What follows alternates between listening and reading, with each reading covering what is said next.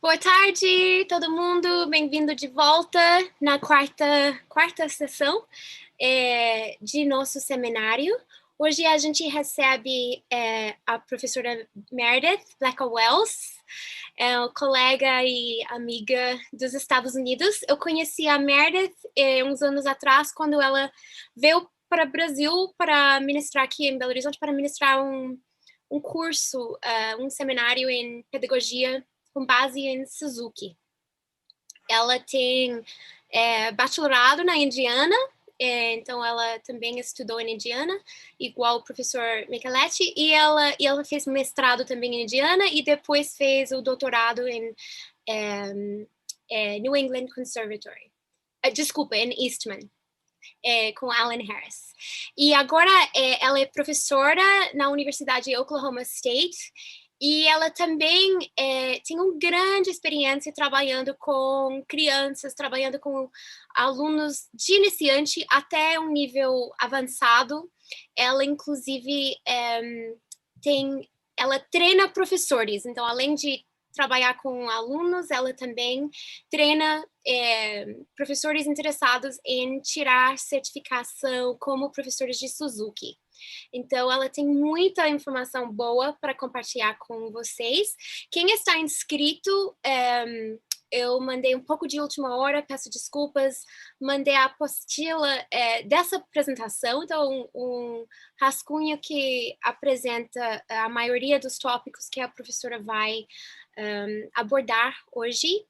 E só tenho novamente para agradecer a participação dos professores. Então, hoje, igual na primeira sessão, eu vou traduzindo, a gente vai compartilhar aqui uma troca.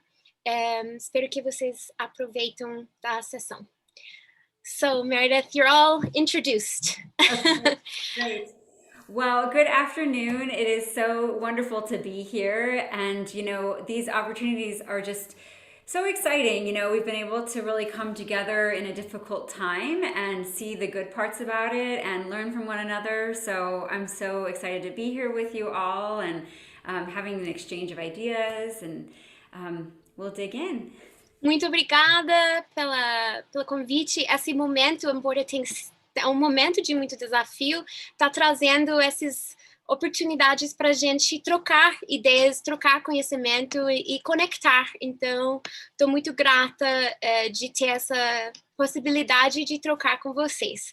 Então, vamos lá. So today we're going to talk a lot about the right hand, and when we think about the right hand, I want you to think of it as your voice. It is your communicator, and in the words of Piatigorsky, the left hand is your thoughts and the right hand is your tongue. Então, hoje a gente vai falar da mão direita, e eu quero estimular vocês de pensar na mão direita, no arco, como sua voz. Usando as palavras do Piatigorsky, a mão esquerda representa seus pensamentos e a mão direita representa sua língua. When we think about the right hand, we have a tone formula, and that formula is based on arm weight, our contact point, the bow speed, as well as the angle of the bow to the string. Então, a fórmula, a gente pode pensar, para criar um tom, um som saudável no instrumento, vem de uma combinação de elementos: o peso do braço, o ponto de contato, a velocidade do arco e o ângulo do arco em relação com a corda. So all these things work together, and the first thing we're going to talk about is arm weight. Arm weight is a key to making sure that we feel very natural and easy at the cello. Então, esses elementos vão trabalhar junto, né? E primeiramente, a gente vai começar com a ideia de peso. Então, a gente vai usar o peso, né? Gravidade, para levar o peso do braço para o instrumento. So we want to think about the arm weight always coming from our back, because arm weight plus motion equals the power. E o peso do braço sempre vindo das costas, né? Que a gente pode pensar que o peso do braço, né? Mais o movimento, mais o gesto é igual à potência. So as soon as you squeeze anything in your arm, in your hand, in your bow, your power goes, it gets much smaller. Assim que aperta qualquer coisa no polegar, na mão, no braço, você perde potência. And so often the thumb is to blame. A tight thumb equals a tight right hand. Muitas vezes a tensão na mão direita vem do polegar, então o polegar tenso vai render a mão inteira tensa. So we want to think about the karate choppers, right? And when they have the big blank piece of wood there, they're able to break through it, not when they're tight, but when they're loose and they're using their arm weight. Você pode imaginar o gesto de alguém fazendo karaté e usando um gesto para quebrar, né, uma prancha forte e grande. E como que faz? Não faz com tensão, faz somente quando o corpo e o braço esteja relaxado. So one of my beliefs is rest, don't press. A gente pode pensar, em vez de apertar ou pressionar, a gente pensa em repousar na corda e não pressionar. So know that flexibility is where you get control, not from squeezing, but this kind of flexibility in the fingers allows you to have that sense of control over the bow. And on the bottom of the screen, there's a picture of seagrass, and seagrass is very strong, but very flexible. So know that this is your key to being able to pull that big, powerful sound. Então, enquanto a gente tem essa ideia de relaxamento para criar potência, a ideia de flexibilidade é o que vai permitir a gente ter controle sobre o arco. Então, quando a gente está flexível, isso vai permitir a gente controlar o arco. Aqui embaixo da tela, vocês vão ver uma foto de uma grama. Uma grama é alga, né? Grama do mar.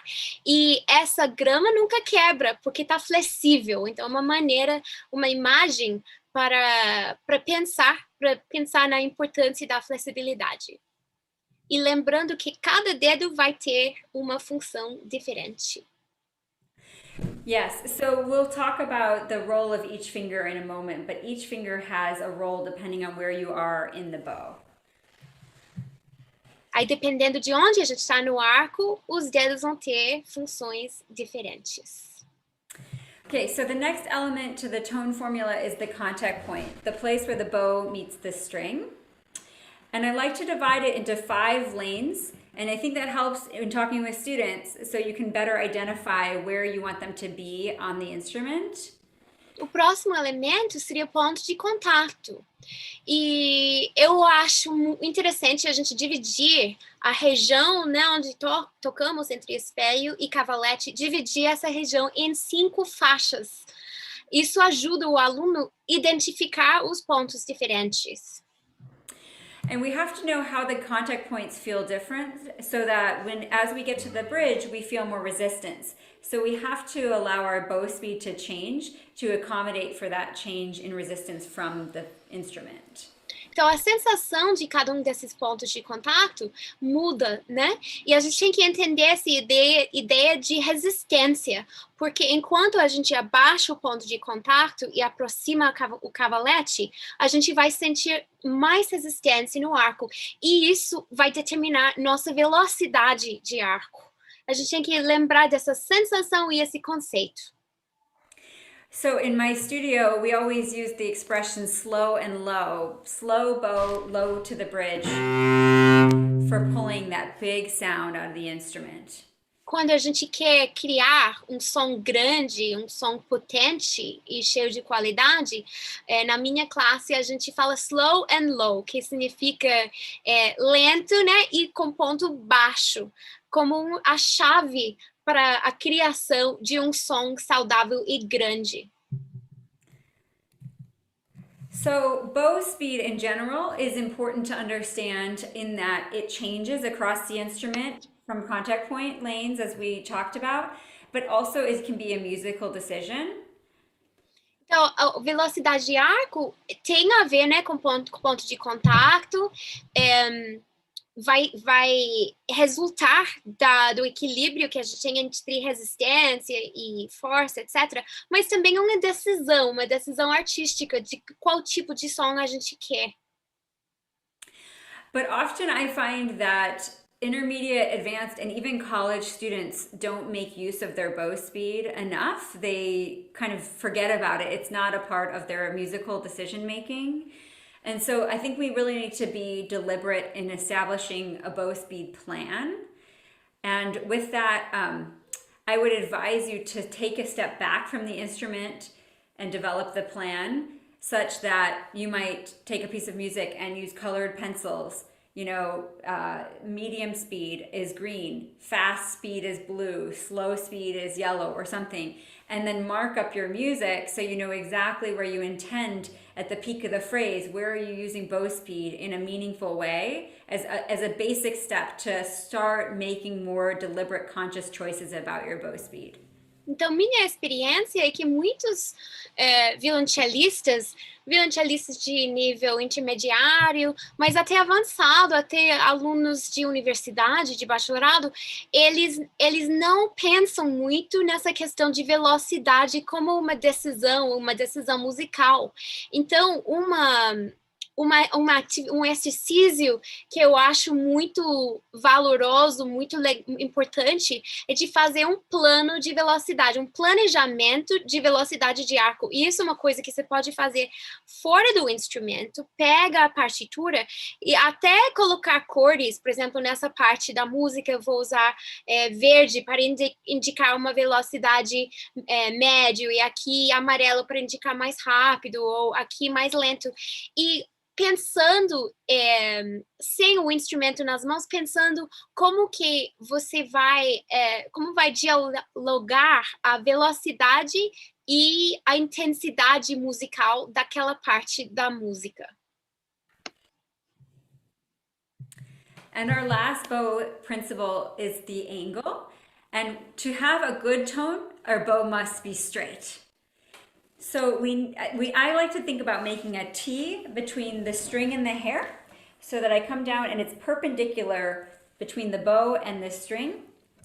And so often I will use a Post-it note like this and draw the letter T for a beginner to be able to see how that looks. And you can see they have the pencil there and see the letter T. And then I hold the Post-it note up and bow over it, because a straight bow is really important to having a good tone. Então, o último elemento da criação de tom, a criação de som, de qualidade de som, é a questão de ângulo do arco. E a gente pode pensar na ideia de uma letra T de tom, né? É essencial que o aluno tenha um arco reto ou perpendicular, né, com a corda. Então, a professora, até ela, com um iniciante, uma criança, ela desenha a letra T e até coloca embaixo da corda para a pessoa poder ver realmente como que tem que colocar o arco para manter esse ângulo perpendicular. E depois a professora segura o papel para o aluno poder passar o arco em cima dessa letra T que ela desenhou. Okay, great. And I'm going to stop my share for a second. So the other kind of angle is how the bow meets the string this way, right? And so I stole a bow with stickers on it. So you can see that I can have a conversation with my student about having this stick towards them, and I can say, look at the smiley faces. You must be able to see all three smiley faces for the student to see the level of the angle. Então, outro maneira de pensar no ângulo, além do ângulo do arco em relação com a corda, é a questão do ângulo da crina.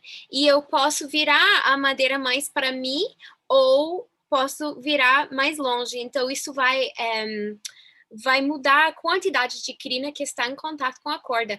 E esse arco eu emprestei de aluno e tem 3 adesivos com carinha. Então, eu posso falar para o aluno, ok, vira o arco para você para poder ver as 3 carinhas.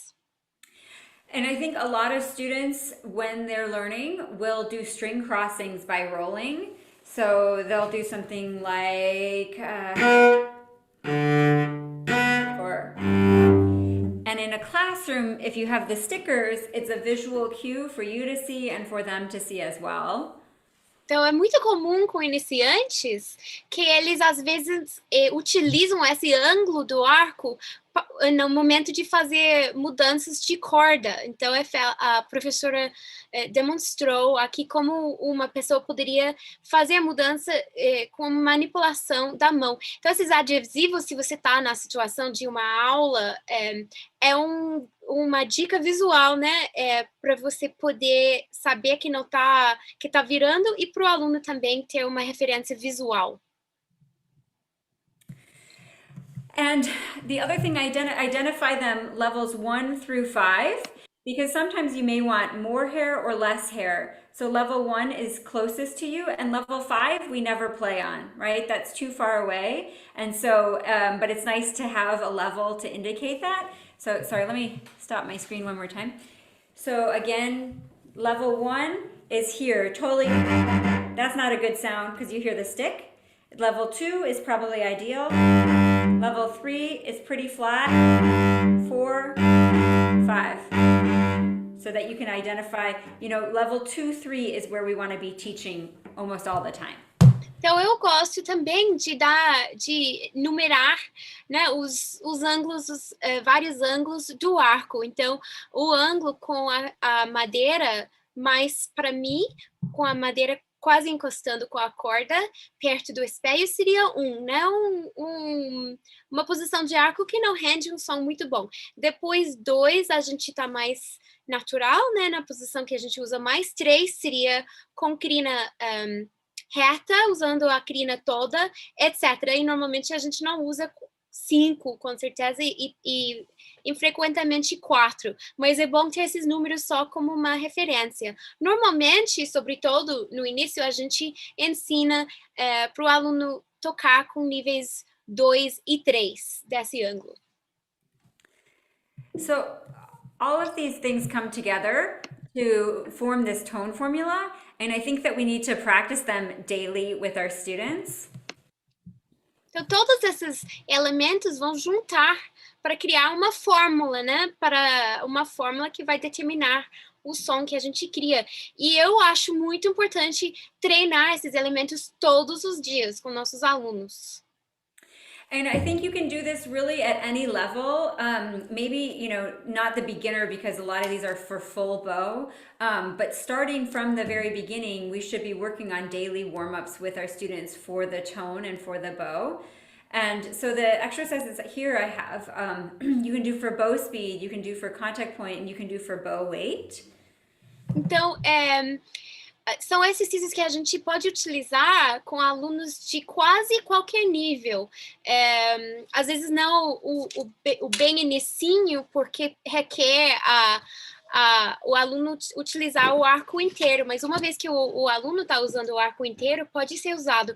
E a gente pode utilizar esses exercícios aqui na tela por velocidade, peso, ponto de contato, ângulo, todos esses elementos podem ser praticados com esse exercício que está sendo mostrado. So the first exercise here, you can apply to either bow speed or weight or contact point, and it might sound something like this. So, o primeiro exercício a gente pode fazer assim.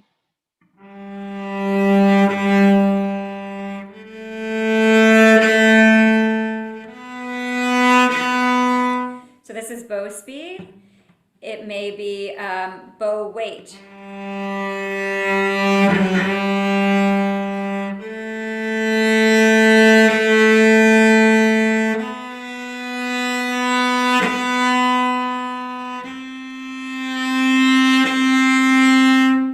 Então, esses dois, estou usando o exercício o primeiro exemplo eu apliquei na ideia de velocidade, estou usando mais velocidade para fazer o crescendo, e no segundo usei peso, então eu apliquei mais peso para criar o crescendo, mas eu mantive a velocidade igual.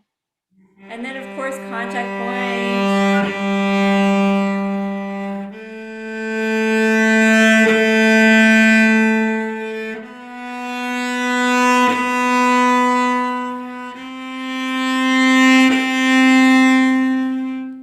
Aqui usando o mesmo exercício, mas fazendo crescendo com uma mudança no ponto de contato.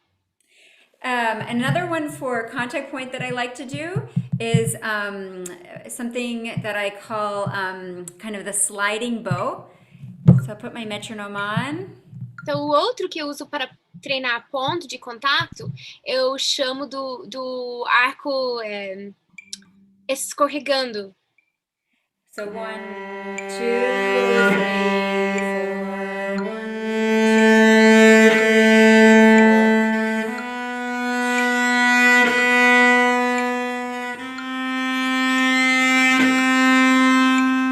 And there I talk a lot about the tip or the screw of the bow leading. So it's very similar to the other exercise, although this is just contact point, and I always do it the same rhythm. So I'm always changing 1, 2, and change, and then going to the next contact point level. Sorry, Meredith, I didn't understand about the 1, 2, and. Oh, just on the subdivision of and, that's when I change my contact level. So I see. Então, em esse, eu falo que para o aluno fazer essa mudança de ponto de contato, eu penso ou na ponta, guiando, ou no talão, guiando, né, para mexer o ponto de contato para cima, para baixo. E também com o metrônomo, eu estou medindo o momento de fazer essa mudança de ponto, então eu troco, eu mexo o ponto de contato no E de 2. Então, 1, 2, mexe 3. A mudança de ponto de contato acontece entre 2 e 3. Okay, good. And then another one that I like to do is basically faster subdivisions, getting slower across the lanes. So something like this. 1, 2, 3, 4. And going slower then. Lane 2.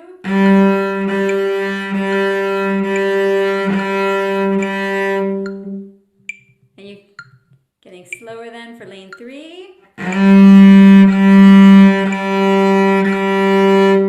Across all the way down to the bridge.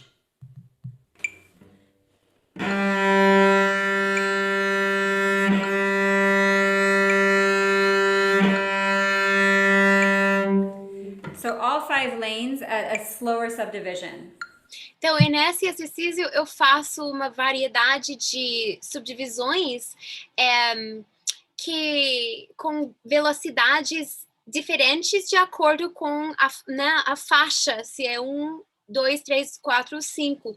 Então, no primeiro, ela tocou faixa 1, mais perto do espelho do instrumento, com um metrônomo mais rápido. Depois, o mesmo ritmo, com o metrônomo um pouco mais devagar na faixa 2, depois 3, e terminando na faixa 5, que seria mais perto do cavalete, com um andamento bem mais devagar. Another one I like to do is called the longest bow in the world. So I get my phone and my timer, and I time myself to see how many seconds I can hold my bow next to the bridge.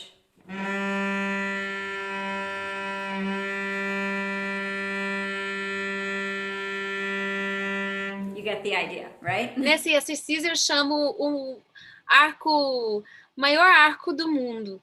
Aí eu coloco o relógio e eu vou ver, colocando o arco pertinho do cavalete, quanto tempo eu consigo manter um arco para baixo ou para cima.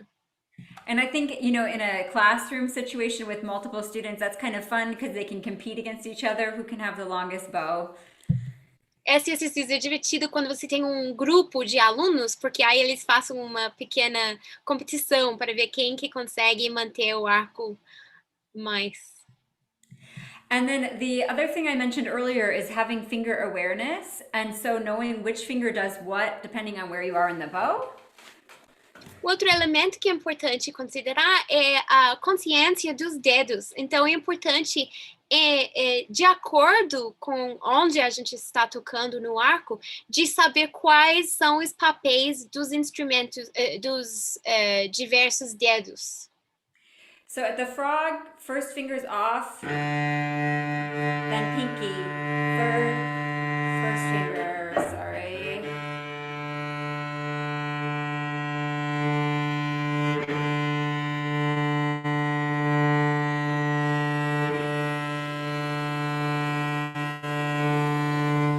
And of course, in reality, you don't actually remove the fingers from the bow, but you can see where they have the priority. You know, at the tip, the first finger is the most important for that pronation.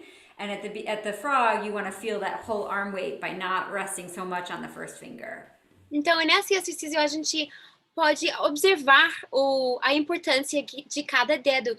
É claro que na ponta, a gente precisa do primeiro dedo para manter a pronação necessária para chegar na ponta do arco. No talão, a gente concentra o contato e para manter o peso na parte traseira da mão e nos dedos, né, aqui o anelar e mindinho. Então, a gente nesse exercício vai observando essa transferência de contato e de peso na mão. Obviamente, a gente não vai fazer isso tocando, mas é uma maneira de ficar mais consciente. You're going to be speaking Portuguese by the time I'm done with you, Meredith. I had a dream about that actually last night. So good. Let me go back to my presenter view here. Okay, good. And then finally on the bottom of the screen here is something that I think, you know, when we do scales, we should always explore different bowing patterns. And so here's just a little sample. There's a lot in the method books I'll show you at the end that you can draw from. Galamian scale system has a lot of different bowings and rhythms, but that's always so important too, because I really do think that we are limited as cellists by how much our bow can do. And so this is one way to really train that part of our playing. Então, aqui também tem umas dicas de arcadas e ritmos.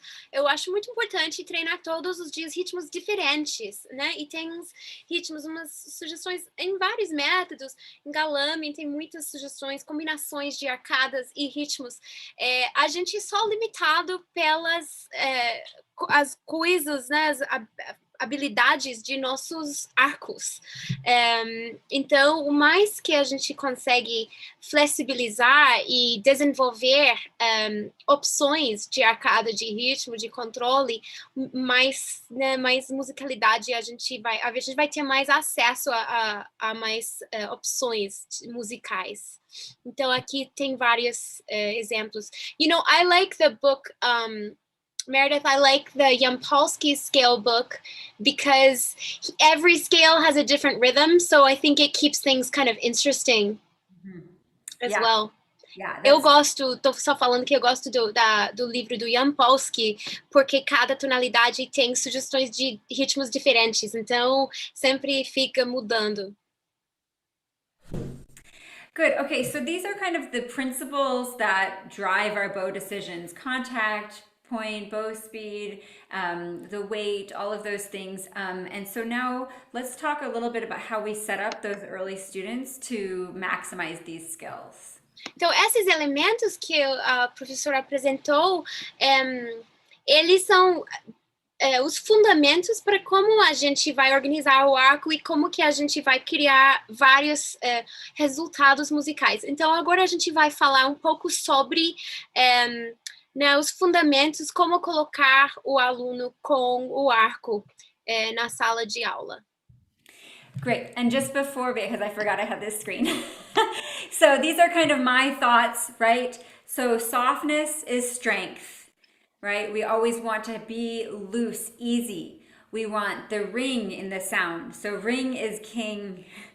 Artistry, our artist decisions come from these choices that we make in the way that we use the bow and the tone formula.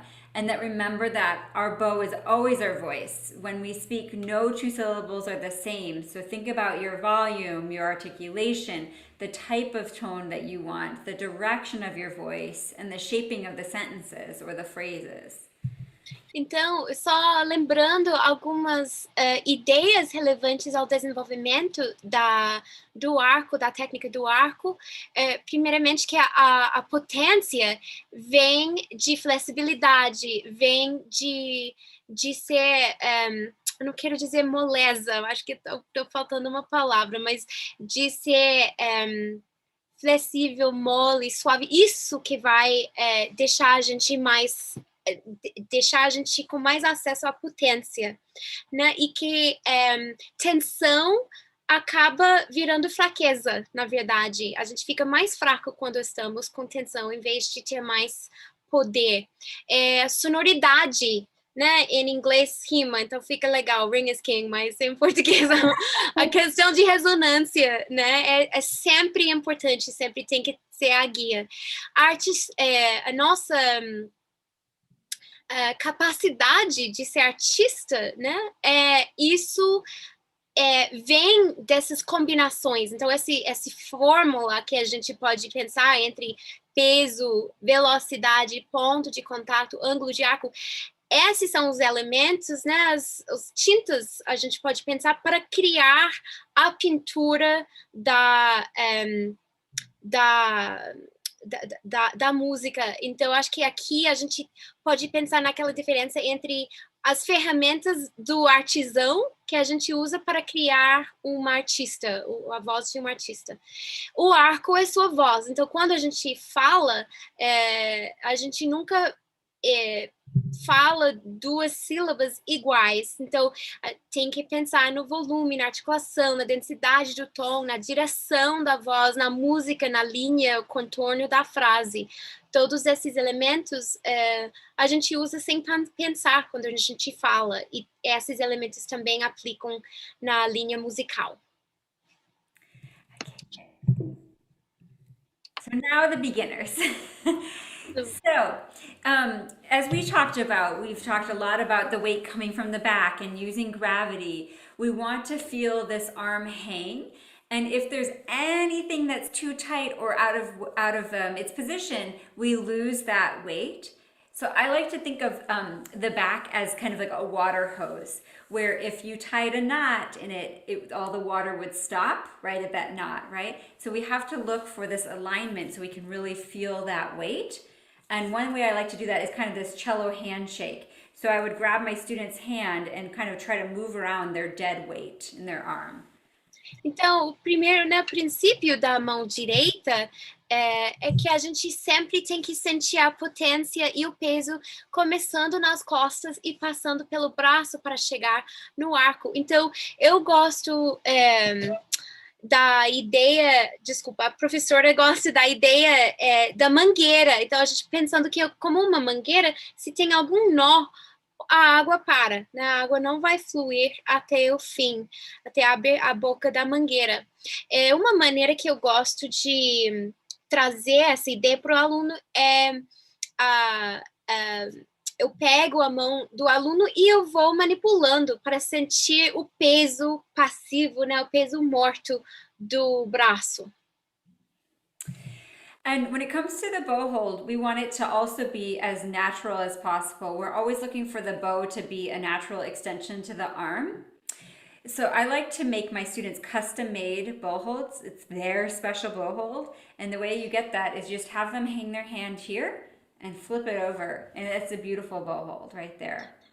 Então, também com a pegada da mão, é essencial que seja sempre o mais natural possível, que não tem nada que é desconfortável travando. Então, pensando na pegada, eu gosto de falar para os meus alunos que eles vão desenvolver a própria pegada, a pegada deles, única. Então, eles sacodem a mão assim e depois vira, e pronto. Tem uma pegada, você vê que eu tô com o dedo torto. It's my crooked finger. That's from a lot of cello playing, my crooked second finger. Aí a gente pode observar a mão bonitinha, né? Natural, e eu estou observando o meu dedo torto aqui. A pegada única, que acho que no meu caso vai ser realmente único. So that bow hold is really unique for me, right? Can't teach that one. Now, the other thing you can think about is a coffee cup or a soda can. It's a similar shape to the hand, right? And you're not going to pinch, right? That's not natural to do. So, water bottle, perfect. Então, a gente pode pensar também na maneira que a gente pega uma lata, uma caneca, uma garrafa, a gente não vai ficar apertando, né? A gente vai segurar de uma forma firme e mais relaxada. And when you have your students put their bow hold on, always hold the bow or have them hold it with their other hand so that they're not holding it this way, because this is very heavy for the hand. Então, sempre lembrando, a gente já, né, falou sobre essa questão, sempre lembrando que quando você está trabalhando a pegada com o aluno, você segura o arco, né, para o aluno não ter que segurar e manter no ar, porque isso é muito pesado para o aluno. Então, a gente quer que eles fiquem sem ter que fazer esse trabalho na hora de criar a pegada deles.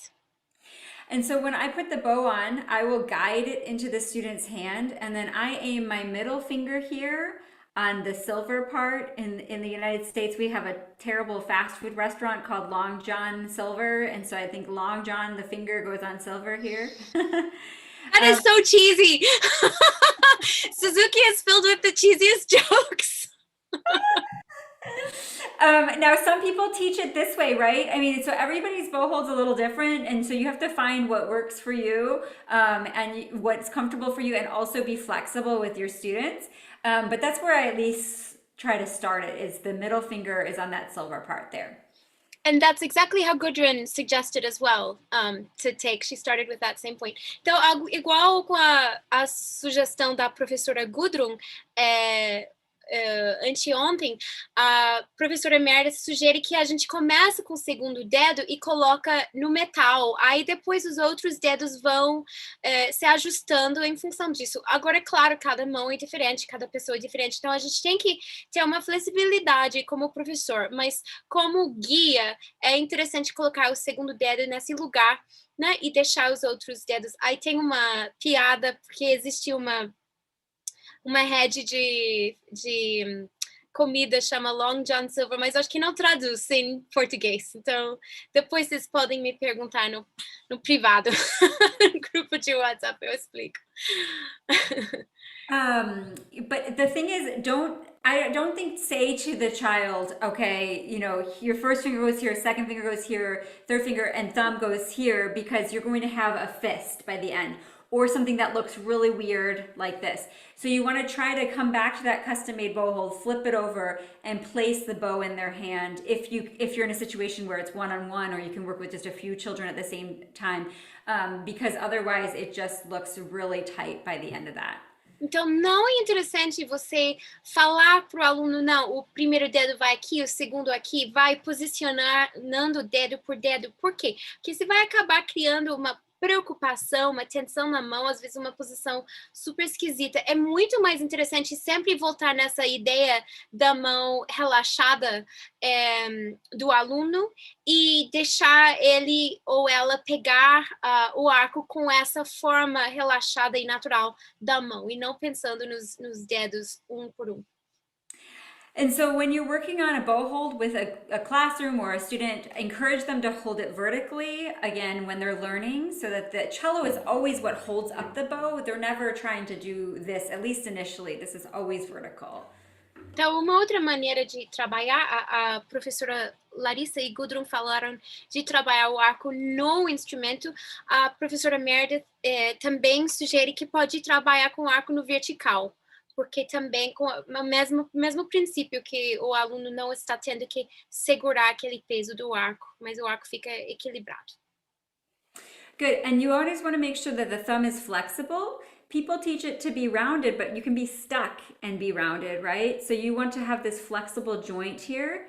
So some people tell the story of a little bunny or a little animal, you know, living here. You can If it's not age appropriate, don't do it. But that this is their little doorbell to their house. And so the key is that it's flexible. So, use whatever vocabulary is right for the student in front of you. Então, uma outra questão é que o polegar seja flexível. É mais interessante você apontar essa ideia de flexibilidade e não falar que tem que manter uma curva, uma forma redonda, porque uma curva também pode ser rígida, né? Então, a questão é mais a flexibilidade do polegar. E com criança, você pode inventar uma história que a mão direita é a casinha do ratinho, do coelho, e aqui para tocar, né? Na porta para tocar, para entrar na porta, tem que ter esse botãozinho, ou inventa outro tipo de imagem que é apropriado com seu aluno. And I think it's also nice to come to the balance point, because it's easier here to feel like the bow is like a shelf for your hand. Here is a little harder just because of the weight of the bow. And so it's nice to teach it here, and you feel that this is just kind of holding your hand up, and then you can kind of slide it back to that frog. E também é interessante trabalhar com a pegada da mão no ponto de equilíbrio, porque é mais fácil no ponto de equilíbrio de sentir a madeira do arco como se fosse uma estante e a mão pendurado, né? Então, aí depois pode passar a mão para o talão. And then once you feel the bow hold's working well, it's all about repetition and reinforcement. And so we can do that through games and also through just putting the bow hold on 1, 2, 3.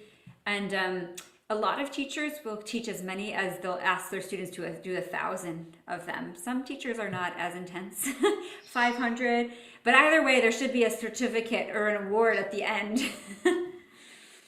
Então, aí a chave, uma vez que a pegada, que o aluno conseguiu desenvolver a pegada boa, a chave é a repetição, reforçando a posição boa.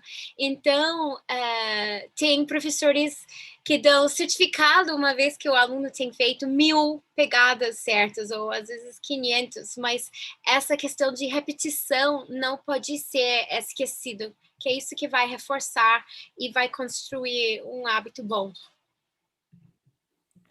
Okay, great. So let's jump back into doing some reinforcement games. Sorry, let me go back into this every time I leave it. Okay. So these are in no particular order, but again, the idea is to make sure that the child is learning a number of things so that the bow hold feels like a part of their arm and a part of themselves.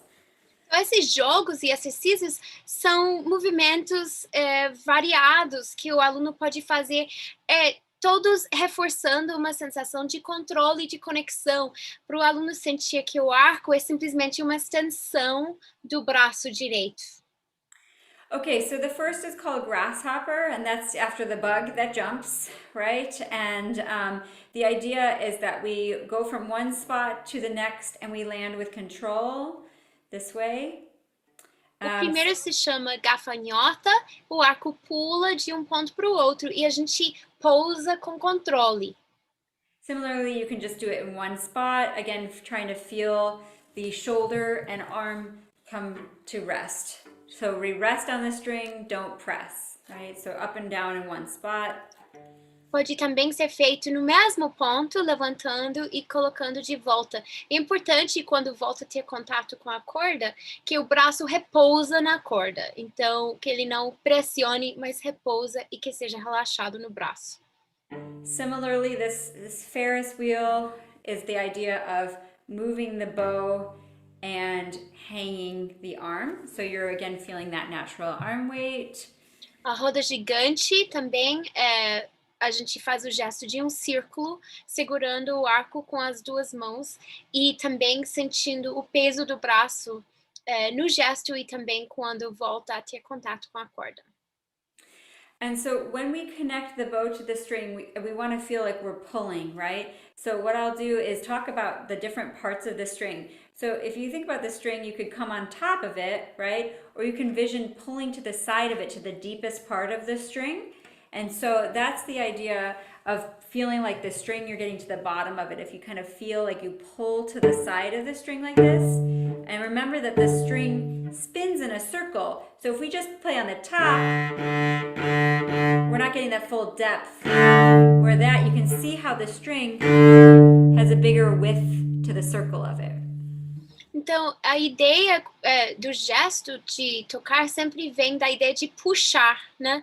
Então, é interessante pensar como a gente está chegando na corda, qual parte da corda a gente está tocando realmente. Em vez de pensar em tocar na superfície da corda, na parte de cima, tocando horizontal, se a gente pode imaginar que vamos tocar o lado, vamos puxar a corda a partir do lado da corda, ou cavar, com o gesto de cavar, a gente acaba tirando uma ressonância mais ampla e mais cheia.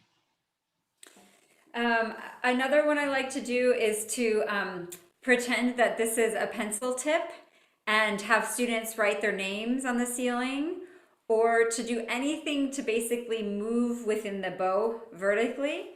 So if it's age appropriate, you can sing a song, you know, find a folk song and move it around to that. You know, in Suzuki Land, we go up like a rocket, down like the rain, back and forth. Right, so making motions with the bow. So either drawing on the ceiling, coming up with a song, stirring a pot of cookies or soup, anything to, again, vertically hold the bow and feel it moving around the room. Outro exercício seria segurando o arco no vertical e mexendo, imaginando que a ponta do arco seja um lápis e desenhando, escrevendo o nome do aluno no teto, ou mexendo, né, um caldeirão de sopa, ou se uma criança pode mexer com musiquinhas, tem uma música que está usado no Suzuki para criança. Tudo isso para a criança ou o iniciante ter conforto mexendo o arco no vertical. So I don't know if you have these glitter ones. Did you have these in Brazil? Yeah, I think so. I think yeah, okay. We do. Short answer, we do. These are also fun, you know, have the bow hold and wait till the glitter all falls to the bottom. Or another toy. This is overly large, but I just found it in my daughter's room, and it's the same thing. You can kind of walk around and do a parade with your bow hold and show off your bow hold. So anything that's kind of fun and engaging for the student like that. You could even, in your group classes, have a stick and draw like a piece of paper and make like a little person that they march around with, you know, just whatever is appropriate for the age. Então, qualquer coisa que vocês podem criar para os seus alunos, um brinquedo de criança, tem esses pauzinhos ou canetas que tem brilho dentro, que vai caindo quando está no vertical, desenha uma figura de uma pessoa, coloca no pauzinho de madeira e faz uma dança. Qualquer coisa que vai trazer uma atividade lúdica, mas sempre reforçando a pegada do arco. Another old one, but a goodie, is this idea of crawling up and down the bow like this for finger flexibility and dexterity. A aranha subindo e descendo reforça dexteridade, né, e flexibilidade.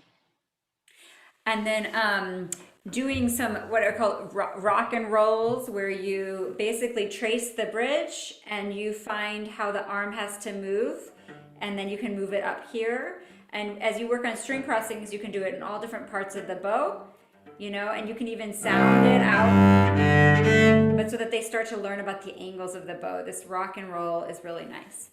Para explorar os ângulos do arco, pode fazer o rock and roll, que coloca o arco no cavalete e faz um gesto de balançar para a corda lá, para a corda dó, no cavalete, para decorar um pouco o ângulo do arco. Depois você transfere esse gesto mais para o ponto de contato normal com a corda, pode até fazer tocando, e esse exercício pode ser feito nos vários pontos do arco, enquanto o aluno vai aprendendo sobre ângulo de arco nas cordas diferentes e nas partes diferentes do arco.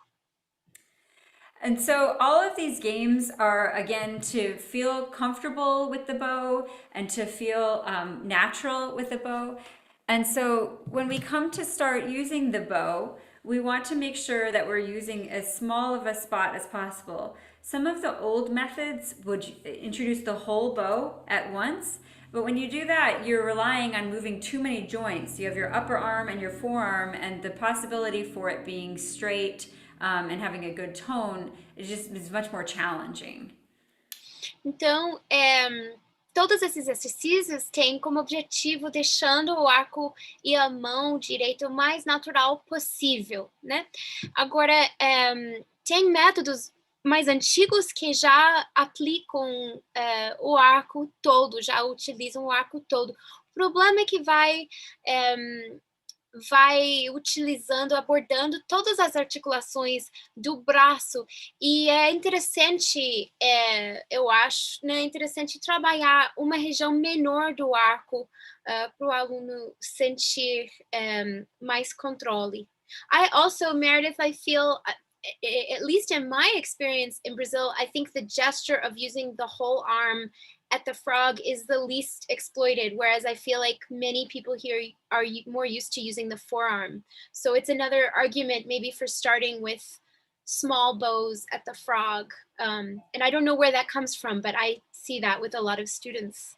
Estou só fazendo a observação também da minha experiência, que minha impressão no Brasil é que o golpe menos usado é esse realmente no talão do braço inteiro, com pouco arco, que é o golpe que traz mais potência, realmente mais facilidade de levar o peso para a corda, enquanto vejo muitos alunos usando muito détaché com o antebraço. Então pode ser outro argumento realmente para a gente começar no início com esse gesto básico no talão, com pouco arco. Yeah, that's interesting because, as you know, anytime we open the forearm, the bow goes crooked and straight, right? It becomes back and forth, and so we lose that T, right, for tone, that basis that's so important. And so I like to talk about just really simple motions of how much your armpit opens and closes. And sometimes you can even pretend, like you've got something that you're going to kind of swing out and hit with your elbow. But yeah, to your point, I think that's really important to be accessing that. E lembrando também que quando a gente abre e fecha o antebraço, é inevitável que a gente acaba mexendo o ângulo do arco. Então, a gente perde a forma do T. Então, por isso também é interessante reforçar essa ideia de gesto com o braço, às vezes batendo uma coisa com o cotovelo, mas focando no início nesse gesto do braço, a parte superior, saindo do ombro. So, and if that's happening, I think one thing as teachers, what we can look for is that we always start on the string and then we finish on the string, and that we can look that it's straight both times, right? So if you're doing it correctly, you start here and you have a T between the string and the hair, and you pull out and you should still have that T. It should not be this way or this way. And so having the start and stop on the string can be a nice way to evaluate if that's happening. Então, uma maneira de avaliar esse gesto e a questão de ângulo de arco como professor é de observar o ângulo do arco no início do golpe e no final. Então, reforçando que o aluno deveria ter essa forma de T no início e depois de fazer o golpe, para e ver se ainda tem uma dica visual também que pode ajudar a gente na orientação do aluno. And it may be that you already have a set of rhythms that's in the curriculum, or it may be that you have a set of rhythms that are kind of natural to your folk songs. But I think that choosing a small grouping of rhythms to work on repeatedly to identify this mechanism can be really helpful. And so the Suzuki world uses, this, which you've probably all heard, or I don't think you have to do those rhythms necessarily, but the idea is there that you use small bows, start on the string, and you stay straight with the bow. Então, no método Suzuki tem uma seleção de ritmos padrões que estão usados. Pode ser outros ritmos, pode ser ritmos mais relacionados com a música tradicional do país, mas o que é interessante é que sejam ritmos simples e básicos que utilizam pouco o arco. E a gente pode utilizar esses ritmos para observar o golpe básico na corda. And when you're teaching these small rhythms, I'd encourage you to do something with space. So I like to do my turn, your turn, or something that allows you as a teacher to address what you're looking for. So if I did straight, bow, ready, go. Or check your shoulder. Something that has a space and allows you to communicate a command during the space. It's also so great because you're doing it in rhythm, and you're reinforcing a regular tempo, right? Because sometimes kids will do something in a tempo, but then in the moment in between, they'll leave the tempo. Yeah. No, I think that's also interesting. Então, é interessante fazer uma troca, minha vez, sua vez, onde você mostra o exercício para o aluno, mas com esse espaço entre cada repetição, pode reforçar verbalmente arco reto, né? Ou pode reforçar cotovelo relaxado, qualquer seja, nesse momento de espaço entre repetições. E é interessante, né, de ver que quando ela faz, ela mantém o ritmo. Então, efeito colateral também que se está reforçando a sensação de um andamento regular, de uma pulsação regular. Great. And so the last thing I wanted to talk about before we leave the idea of developing beginner are some helpful props. So you can, use stickers as we talked about. You can do a twinkle tone zone, like, don't leave this area. This is my daughter's violin bow, and actually this is the area not to go into. So this is the volcano. But so identifying on the bow can be helpful. Então, tem muitas ferramentas que podem ser usadas com alunos iniciantes. Adesivos são excelentes. Ela mostrou o arco da filha dela, que tem uma região onde deve tocar ou deve não tocar, uma pista visual. You can do little props like this, which is fun for a class to get them to focus on your bow hand more. There's all kinds of games you can do with things like that. And there are props where you can buy little things that divide up your bow like that. And then the screen I'm going to show you next, where the shop that sells them actually has like little full animals that come down that like just lightly touch the hair, so you actually can't go past there and make a tone. E tem outras ferramentas que ficam na corda, na madeira, lugares que você pode pegar com a mão, ou limitando a quantidade de crina que é acessível ao aluno. So this is called a shop. It's in the U.S., but it's called the Practice Shop, SHOPPE. And they have nice little things here where you can buy these little chompers, and these are the little animals that come down on the bow. So something like these little props are really helpful, especially in a classroom situation where you're trying to interact with many students at once.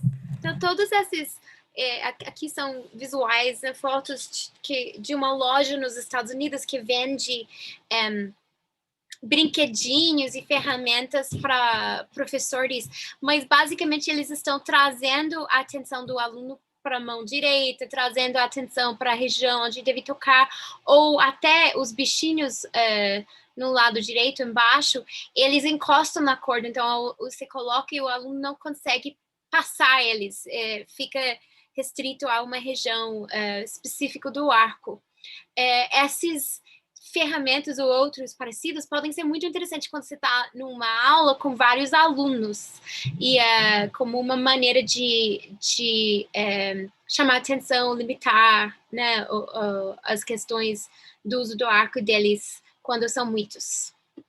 And one more prop that I have that is nothing to do with the bow. This is highlighter tape. And if you haven't used it, it's so helpful because especially for teaching, but I use it in my own practicing and I just say, okay, these are the spots I need. I can rip it off at the end. And the nice thing about it is that when we practice spots, things that are difficult, we tend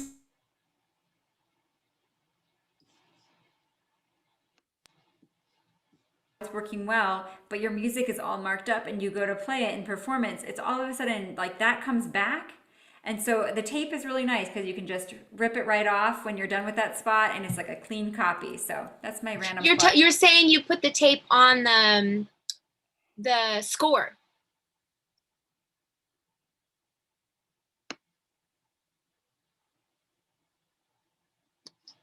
Sorry, Meredith, it's just freezing there.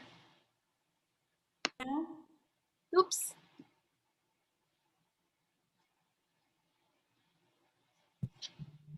Let me change over. Is it okay now? Yeah, you came back. Okay, great. I can change my service if that happens again.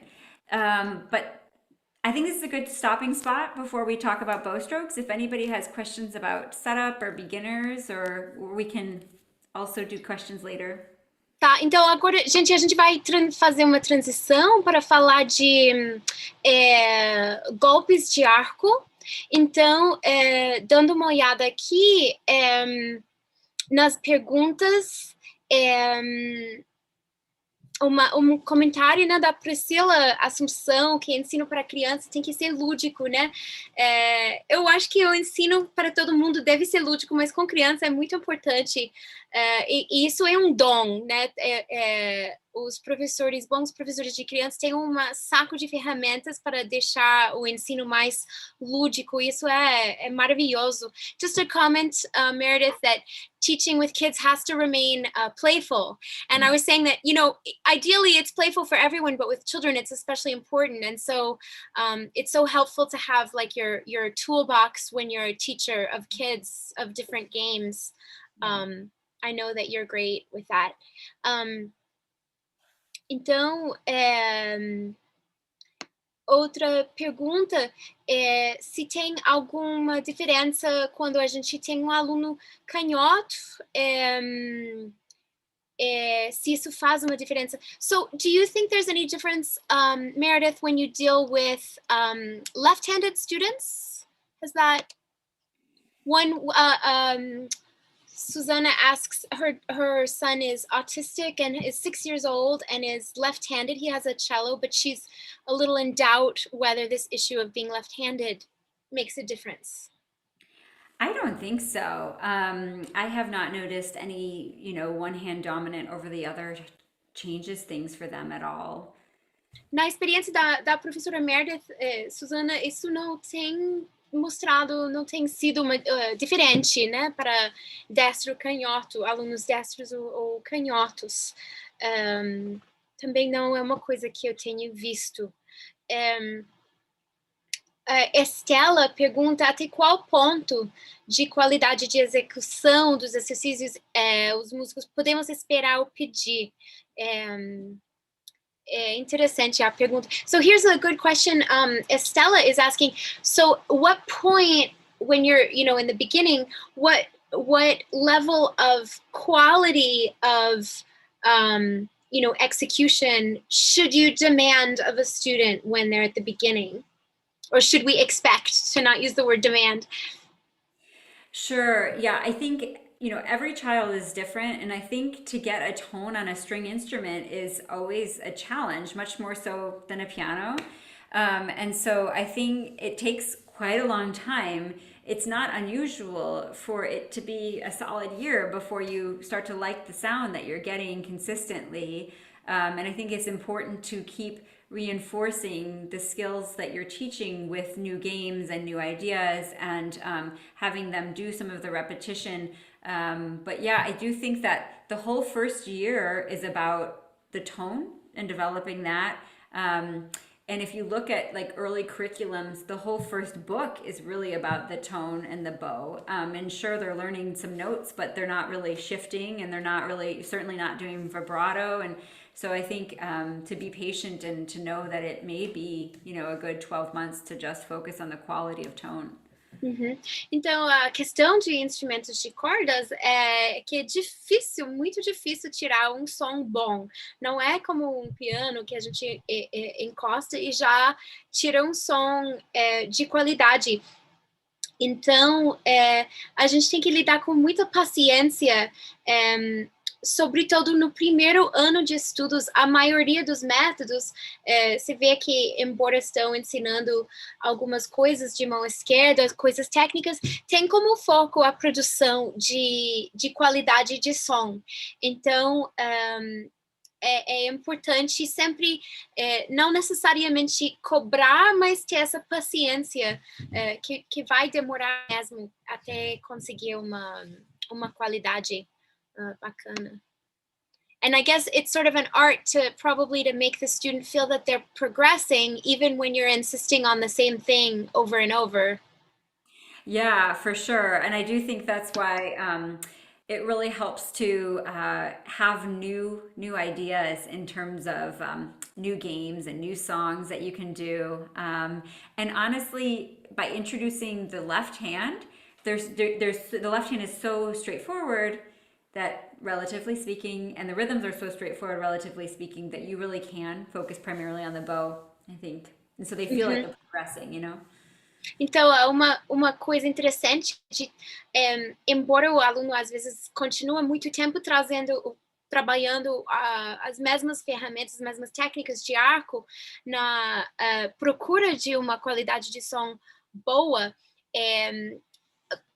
algumas coisas da mão esquerda, que é relativamente intuitivo, podem já trazer uma variação. Então, você vai trazendo novidades para o aluno, mesmo o aluno continuando a trabalhar as mesmas coisas, para trazer essa sensação que está progredindo.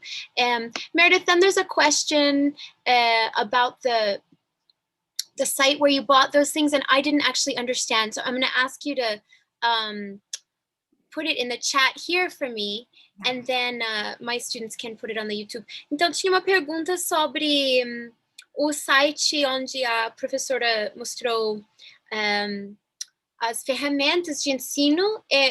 Vamos colocar no chat do YouTube para quem quiser ver esse site. So why don't we keep going? We can come back. Well, I see one more question here, again from Estela. Antes de continuar, só uma última pergunta da Estela sobre os princípios de técnica, relaxamento, peso, transferência de peso, equilíbrio. As crianças conseguem entender de forma direta ou é mais eficiente com brincadeiras de forma indireta? Acho uma ótima pergunta. Sushi has a really interesting question. Meredith, do you think like these things like relaxation and weight and transference of weight and, balance and all the stuff we're talking about now today and we talked about this morning and the other days, do you think that children can access these ideas and can you talk about those things in those terms, or do you really just get at it more via games and activities? Yeah, that's a really great question. And I think it's a bit of both, so I think to say, okay, have a heavy arm, I could say something like, oh my goodness, what's your favorite food? And oh, wow, pizza and hamburgers. And oh, okay, so we just ate pizza and then we had like 4 hamburgers and we had like 3 piles of macaroni and cheese. And how heavy does your arm feel, right? So you can kind of talk about the concept while addressing, something that's familiar to them in terms of how they measure things. And at the same time, I think you can talk about like bow speed. Okay, so you're in the car and you're driving, just outside your house. We go a little slower and then you go on the freeway or highway or whatever it's called there, right? And now you go much faster. And so there's ways to translate for them the terms within a context they can understand. Uhum. Então, é uma ótima pergunta, Estela, e a professora Meredith fala que ela acha que é um pouquinho das duas coisas, que tem maneiras de trazer uma imagem ou um contexto que a criança conhece para ilustrar o conceito. Então, por exemplo, você está falando de peso no braço direito, aí se pergunta qual que a comida preferida da criança é macarronada e arroz, feijão e hambúrguer. Então, bom, você comeu uma macarronada, comeu isso, aquilo, você está sentindo como? Você está sentindo esse peso no braço? Então, você está falando de peso, mas você coloca de uma forma que a criança pode entender melhor, falando de velocidade de arco, pode falar do carro que está numa ruazinha na frente de casa, aí vai entrar no autopista, vai entrar no rodovia. Então, vai mais rápido, como que vai ser essa transição para um arco mais rápido, sempre trazendo para o mundo da criança.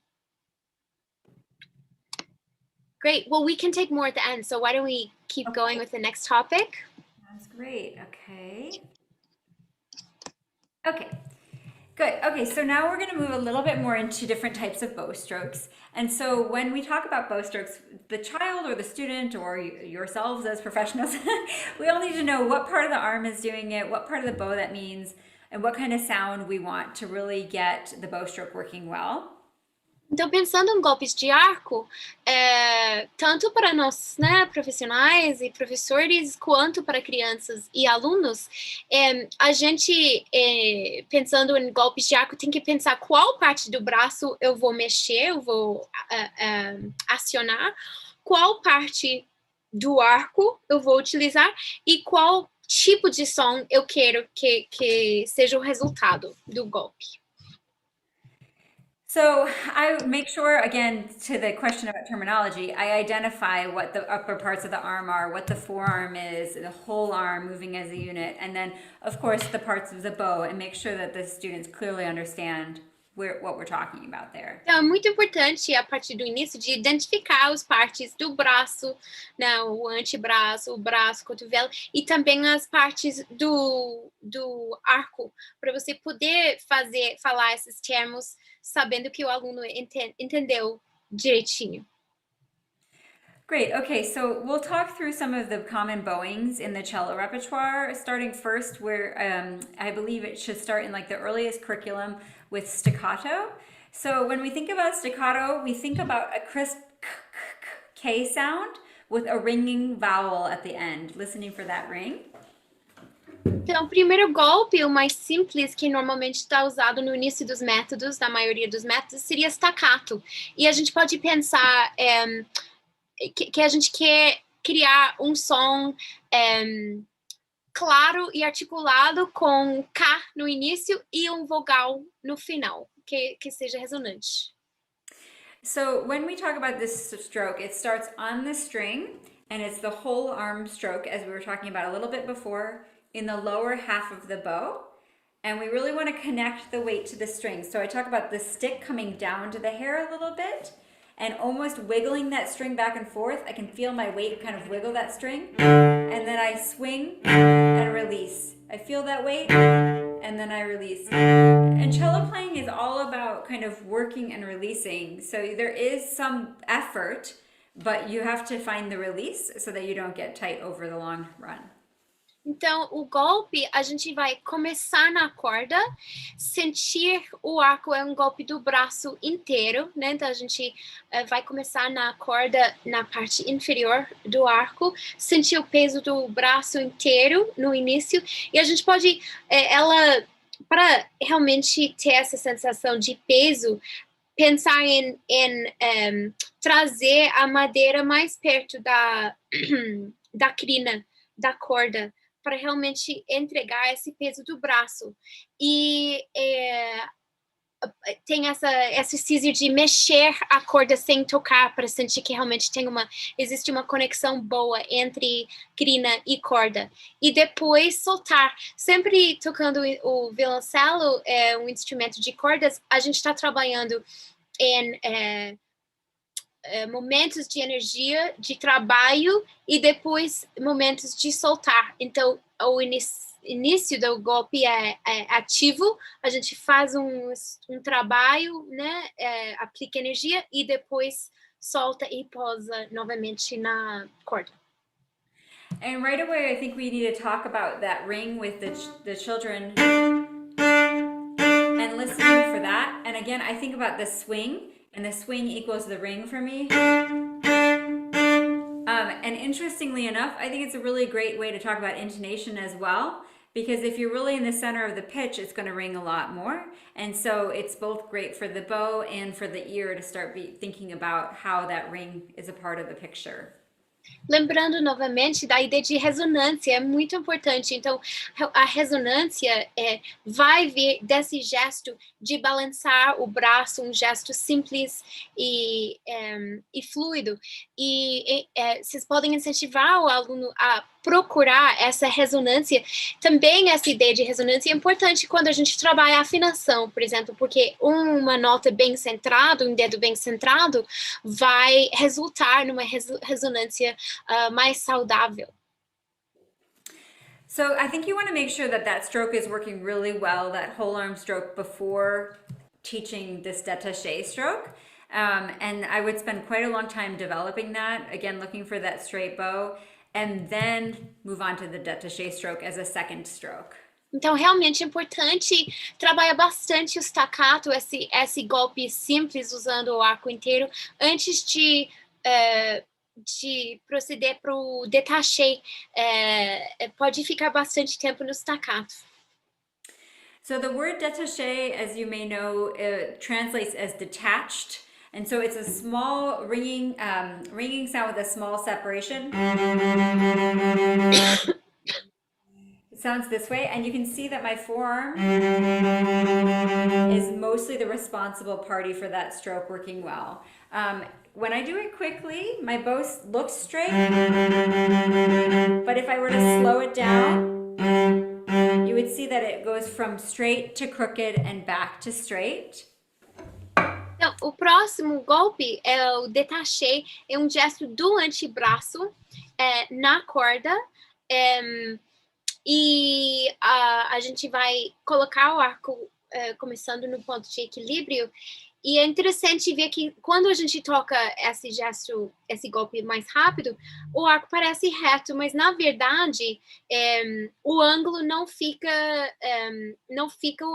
o mesmo ao longo do golpe. Mas interessante observar que o ponto de contato não muda. Então, embora o ângulo pode mexer, o ponto de contato não. I'm just mentioning, Meredith, together with this idea of the angle changing in the détaché, the angle changes, but the contact point doesn't change. So you're going around the same contact point with different angles. Yeah, totally. And so we get this stroke from opening this hinge, right? It's all at the elbow, at the balance point.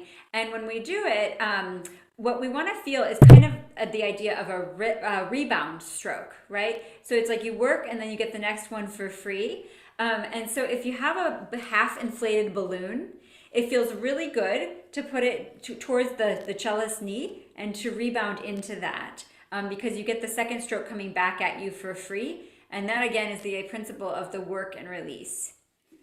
Então, esse golpe é interessante trabalhar a ideia, novamente, só abrindo e fechando o antebraço, trabalhar a ideia que você abre e a volta é simplesmente a reação da energia do golpe inicial. E uma coisa que vocês podem fazer com o aluno é colocar um balão, uma bexiga, às vezes uma bexiga não completamente cheia, e bater, deixar o arco encostar para a bexiga dar esse impulso. Então, a sensação, novamente, de utilizar a energia e depois soltar, relaxar a energia, e você ganha esse arco para cima gratuito. And sometimes when we think about troubleshooting, I think sometimes people play their détaché crooked all the time. So it looks like this, you know? And that's not a good sound. So it really does have to start straight and come back to that. So just be careful that when you think about this, that the forearm is not too opened, right? Because then already your bow is going to be crooked and the sound will suffer. Então, novamente, importante, embora o ângulo vai mexer, é muito importante começar o golpe com arco reto, arco na forma de T com a corda. Então, às vezes, o aluno vai deixar o braço descer demais e você pode ver que já está começando de um ponto inicial, uma posição torta. Então, ficam de olho nisso. And I think that you can sort of adjust by attention to your orientation with the string you're playing, no? Like pulling back a little bit instead of just going down. Yeah. Is that how you think about it? Totally. And I think also, I think a lot about like the screw of the bow and what that does. You know, that it's a good visualization of how this kind of dips down or comes forward even, right? So it's just like this. Sometimes I think when we think about the hinge here, it's nice to think about pushing a door open and closing it. You know, that's another way. Or to think of this screw to visualize it can be helpful. Uhum. Então, nesse momento de ajustar de ângulo, às vezes a gente, em vez de simplesmente pensar em descer o antebraço, a gente tem que pensar em ajustar na posição do tronco ou em virar o gesto que ela gosta de pensar na articulação do cotovelo, não, quase como um gesto de abrir uma porta. Então, tem um componente de abrir e fechar para frente e não simplesmente de um lado para o outro. Yeah, and I think also just thinking about the classroom situations, if you feel like students are having a hard time, you can just kind of walk around and just feel this for them, help them keep that stable, not stuck, but just help them identify how this feels to open and close. Então, numa situação com vários alunos, numa aula de grupo, pode circular na sala e, às vezes, até colocar a mão no braço do aluno para eles consigam separar o gesto do antebraço e de braço e conseguir isolar só essa articulação, abrindo e fechando. Okay, good. And so the next stroke that's typically taught in the repertoire is the legato stroke, right? And as we know, this is a singing stroke that's smooth at both ends of the stroke. And this stroke, we really need to have flexible fingers, which we want to develop, and we'll talk about some collé at the end, but we want to have fluid fingers and a fluid elbow. So when I pull a legato bow, I'm going to close out my screen, I try to think about circles on both ends. So I have a circle here, and then I try to think about a circle or a figure 8 coming up there at the end. So I feel this circle at the end. A lot of times what I see students do is try to change like that. And so this bicep gets tight and this forearm flicks out. So instead we want to feel at the tip more of a circle, more of a forward motion there, so that you almost have this kind of infinity sign on both ends of the side of the bow. O próximo golpe seria o legato, que é um golpe suave, que tem conexões com o golpe anterior e o golpe depois, que é suave, que é flexível. É muito importante nesse golpe a flexibilidade da mão. E a gente pode imaginar a forma de um 8 ou de o símbolo de infinito. Então, no final, é importante que a mudança, que o arco não volta somente a partir do antebraço, mas tem um gesto circular no braço para ajudar na transição de arco para baixo para arco para cima. Então, essa sensação de 8 aqui no braço, junto com flexibilidade nos dedos da mão direita, vai deixar o legato mais conectado. And so sometimes I'll teach that by teaching the different strings. So I'll be on the G side part of the string, and then the D side. And you can see that I have to do that circle just by doing the string crossing, right? And then try to make it smaller, so be on the inside parts of the string. And then finally on one string. And you imagine you're playing on the outside and the inside part of the string. Então, uma maneira de trabalhar isso com o aluno é de falar dos lados diferentes da corda. Então, começando com arco, por exemplo, na corda sol, tocando para baixo e tocando na volta para cima, no arco ré, a gente pode realmente observar os círculos e oitos, as formas circulares no braço e no cotovelo. Depois diminuindo, né, o tamanho desse gesto circular, tocando o lado superior da corda sol e o lado inferior da corda ré, diminuindo e eventualmente ficando só na mesma corda, mas tocando os dois lados diferentes da corda. É uma maneira do aluno entender essa mudança circular. And so as this stroke develops, I find that, a too tight of a thumb or too tight of the hand doesn't allow for that flexibility. And so I like the analogy of a paintbrush. So if you were painting a wall and you're coming down with the wall and you change direction, the first thing that changes is the handle, and then the bristles on the paintbrush follow through. So it's the same idea. The first thing that changes is the elbow, the shoulder goes in the new direction, and then the hand follows through. And the same way on the way up. So you're always leading with the bigger muscle and following through at the smaller unit. Então, reforçando essa ideia, essa importância da flexibilidade na mão e nos dedos, uma imagem que ajuda é a ideia de um pincel. Então, a gente passando um pincel para pintar uma parede, a gente faz, a gente troca a direção, primeiro a partir da madeira, da alça do pincel, e depois os cabelos na cabeça do pincel vão seguindo. Então, é um gesto que sempre começa com os músculos maiores do braço e depois vai para as partes mais detalhadas, a mão e dedos. Okay, good. And so the next stroke after that is this martelet. And martelet translates as a hammered stroke, right? Hammered is the definition. So this is similar, that it begins with a crisp K sound, but has more of a taper. And so when we think about this, we want to start with the bow on the string. We want to think pull and release. And I think of the symbol of the Nike swoosh, or maybe a banana, but where you feel like you kind of work and then you release, and then you work and you release. So you can see, or like some people think a little smiley face, but I like the idea of that release being a little bit bigger. So I like the Nike symbol there.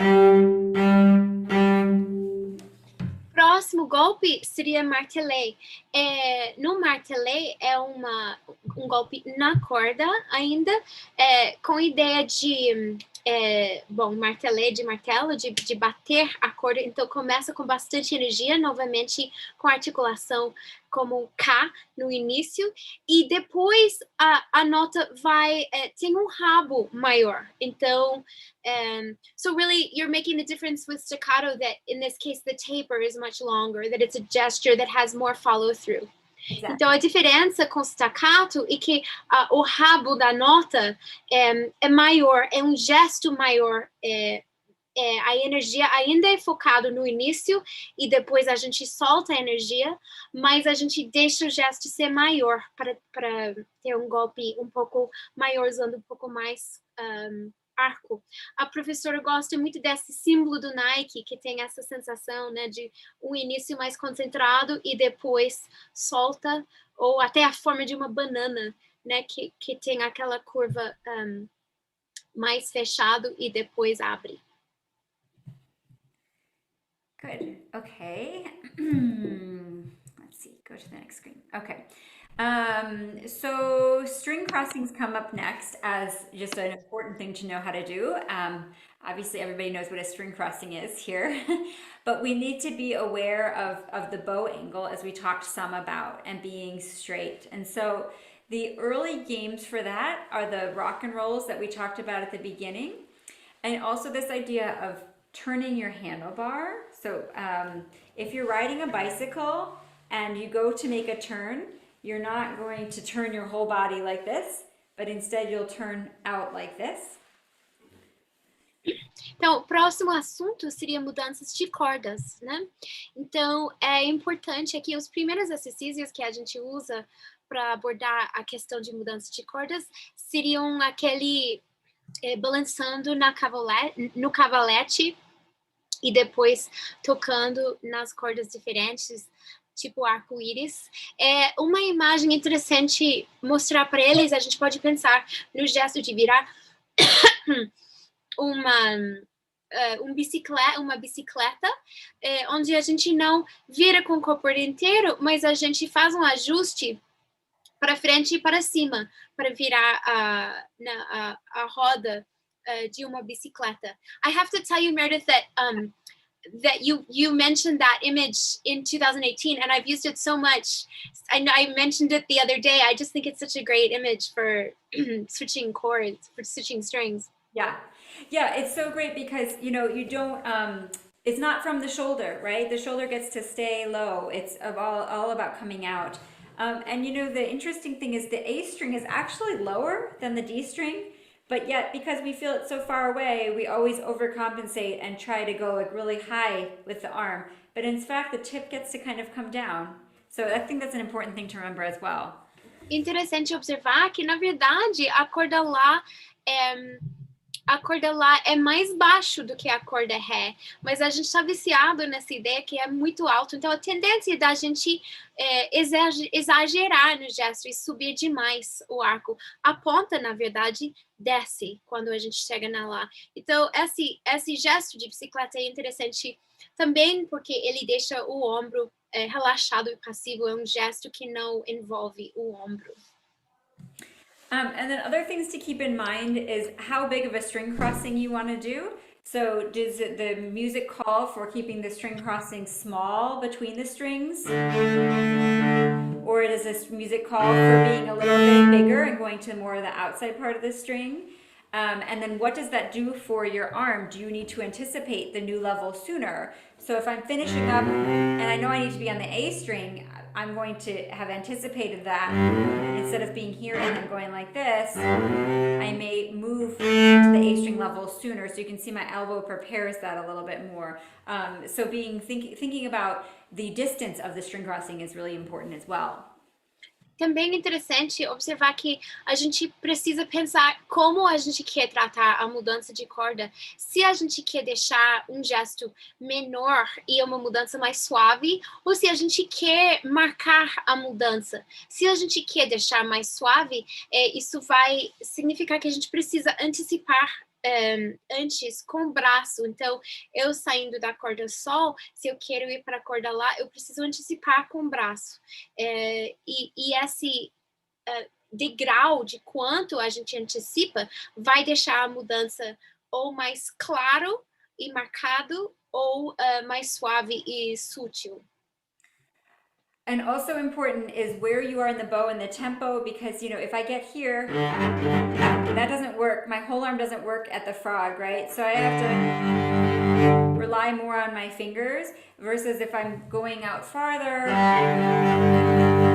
there I start to think a little bit more about my whole arm.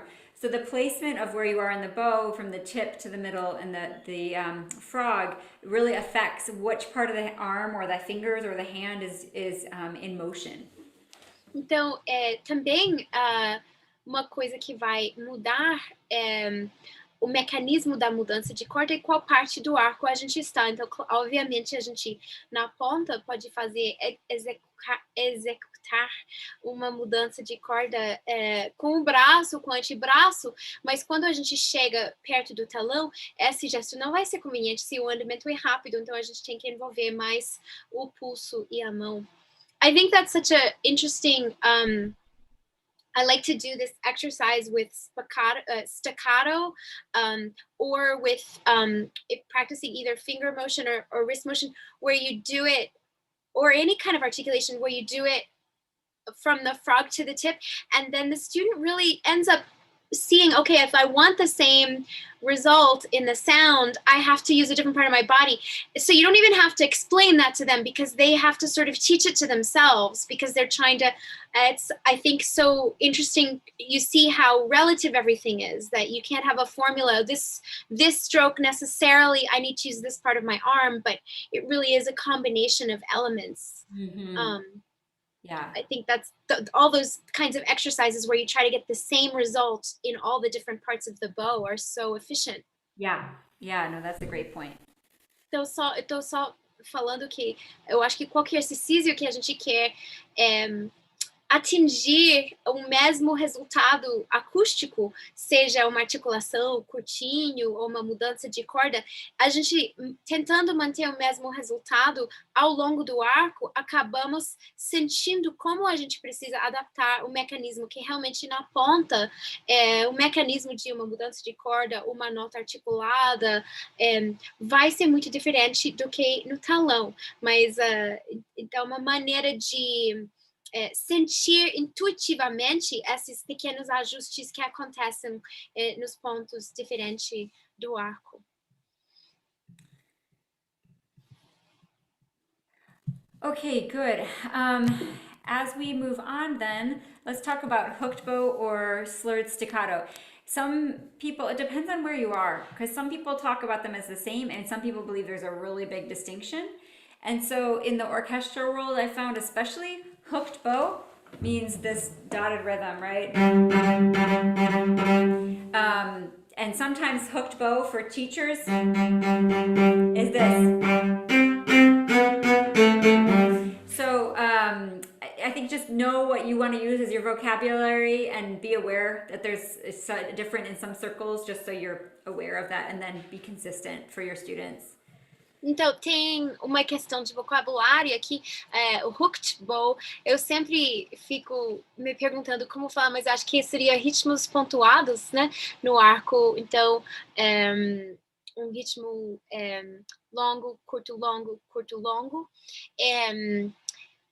ritmo pontuado, ou às vezes a gente chama ritmo pontuado. Em inglês tem essa questão que as pessoas às vezes chamam a mesma coisa quanto staccato, todo no mesmo sentido. Então, enfim, o importante é de sempre utilizar o mesmo vocabulário. So with the hooked bow, it's again the idea of having the work release. So you work on the little note and you get the big note for free. I feel the weight, feel that weight, and release. Feel the stick come down to the hair. You can kind of see that first finger work, and then you get the release on the long note. Então, novamente, nesse ritmo pontuado, a gente pode lembrar da ideia de energia, né, ativação e depois relaxamento. Então, a gente trabalha mais na nota pequena, tá, e a nota grande é como se fosse só o resultado desse gesto, dessa energia. And then slurred staccato is the idea of putting weight in and releasing while keeping the bow on the string. So stick comes down to the hair and I release. And you can see that first finger kind of pronates into the stick to get that stick to come down to the hair like that. Another analogy I like to talk about is the ice cream on the screen. As if you're digging for frozen ice cream and then you get it and you get to release. And then you kind of dig in the frozen ice cream and then it releases. Então, aí outro golpe relacionado seria golpes staccatos indo no mesmo sentido, mesma direção do arco. Então, novamente, a gente vai conectar com a corda, lembrando do primeiro dedo, da importância do indicador. Ele vai cavar, né? Ele vai trazer a madeira do arco mais próximo à corda e depois soltar, novamente conectando e soltando no mesmo sentido. Uma imagem da gente pegando sorvete, né? Então tem a energia de cavar no sorvete e depois o sorvete, o colher sai com fluidez, né? So in the beginning music, the slurred staccatos are just maybe 2 in a row. And so I think it's important to drop the upper arm on the last one. So, and then drop. And that gets you the ring. So, versus where you keep the weight in. Então, é interessante, é importante notar, normalmente no início do ensino, a gente vai ensinar só 2 notas ligado na mesma direção.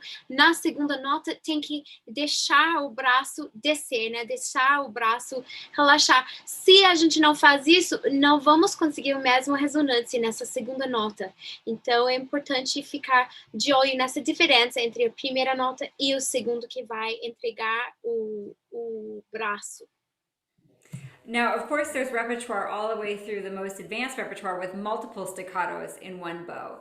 And so on this, I think the level of work in the first finger changes throughout. As you get closer to the frog, you don't have to work as hard. Otherwise, you can't get it to release fast enough.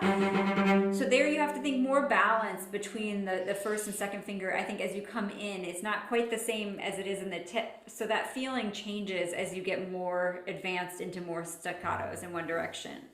Nesse golpe, obviamente, no repertório mais avançado, a gente vai ter mais notas ligado no mesmo sentido, e o que essa diferença, essa evolução vai trazer na sensação do golpe, que quando a gente aproxima o talão com mais notas staccatos no mesmo sentido, a gente não pode dar toda a responsabilidade para articulação para o indicador, porque vai começar a sufocar a nota, então começa a ter mais equilíbrio com os primeiros dedos da mão, e essa sensação vai mudando em função de número de notas no golpe.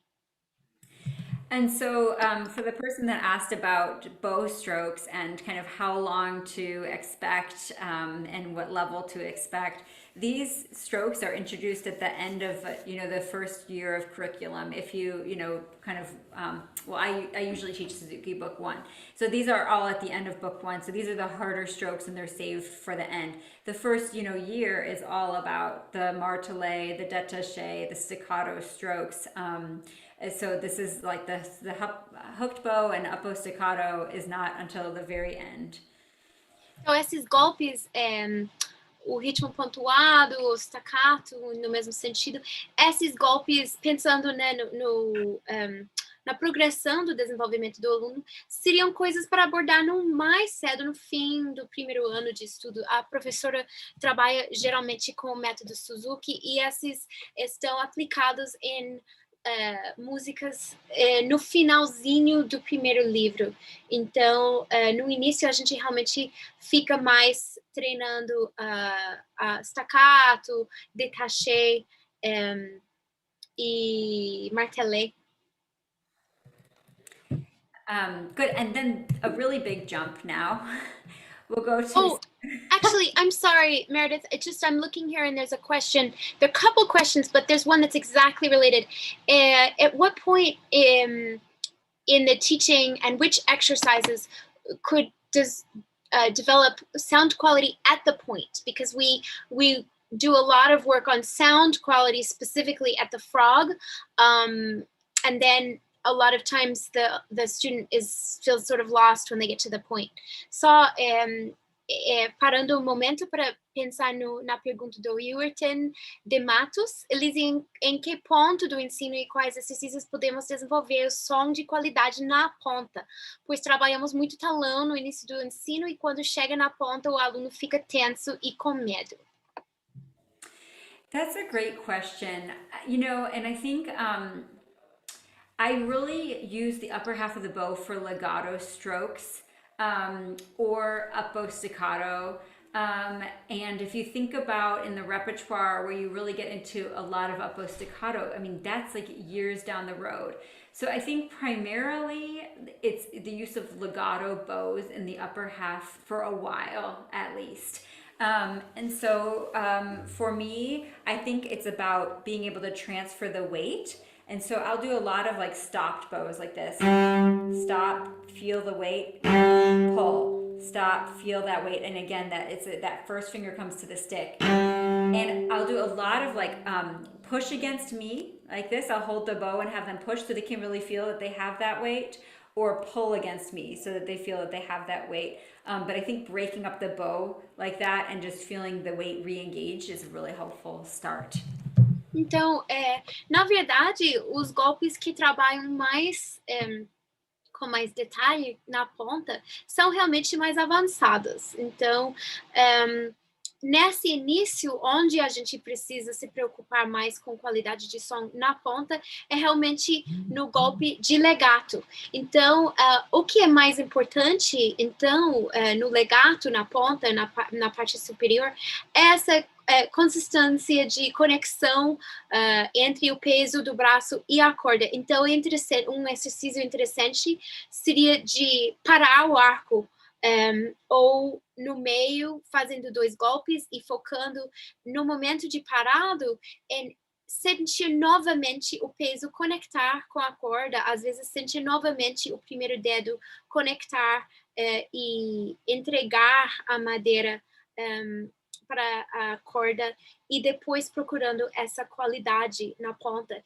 E colocando uma observação minha, eu também, para desenvolver o legato e a qualidade na parte superior, eu iria dividir o arco em subdivisões menores. Então, fazendo um arco com várias paradas, e sempre no momento de parada, sentindo a conexão novamente do peso do braço com a corda. Just suggesting, Meredith, that I totally agree with you, and I would actually even divide the bow into many small stops to really work on this, how we connect across the whole bow. So I suggested even smaller subdivisions. Yeah. Well, and also I think then on the kind of the flip side of that, more like down bow circles, like this, where you start to feel that work and then the free, and it starts small, right? Here is small, but you get to feel that bow speed kind of carry you as a second step. I think it'd be helpful, and then even starting and doing that up bow circle and really feeling the whole momentum. If like that whole swinging arm, right, as a nice secondary step to breaking up the bow. Uhum. Aí o segundo passo, depois de quebrar o arco em pequenos golpes menores, pensando na conexão de cada um, seria de voltar na sensação de um círculo grande. Então, começando com grandes círculos, saindo da corda, gestos para baixo, e depois fazendo a mesma coisa e sentindo a energia que leva o braço com velocidade a partir de um momento de energia inicial. Depois o braço segue no gesto circular. Isso seria o segundo passo para desenvolver essa conforto na ponta.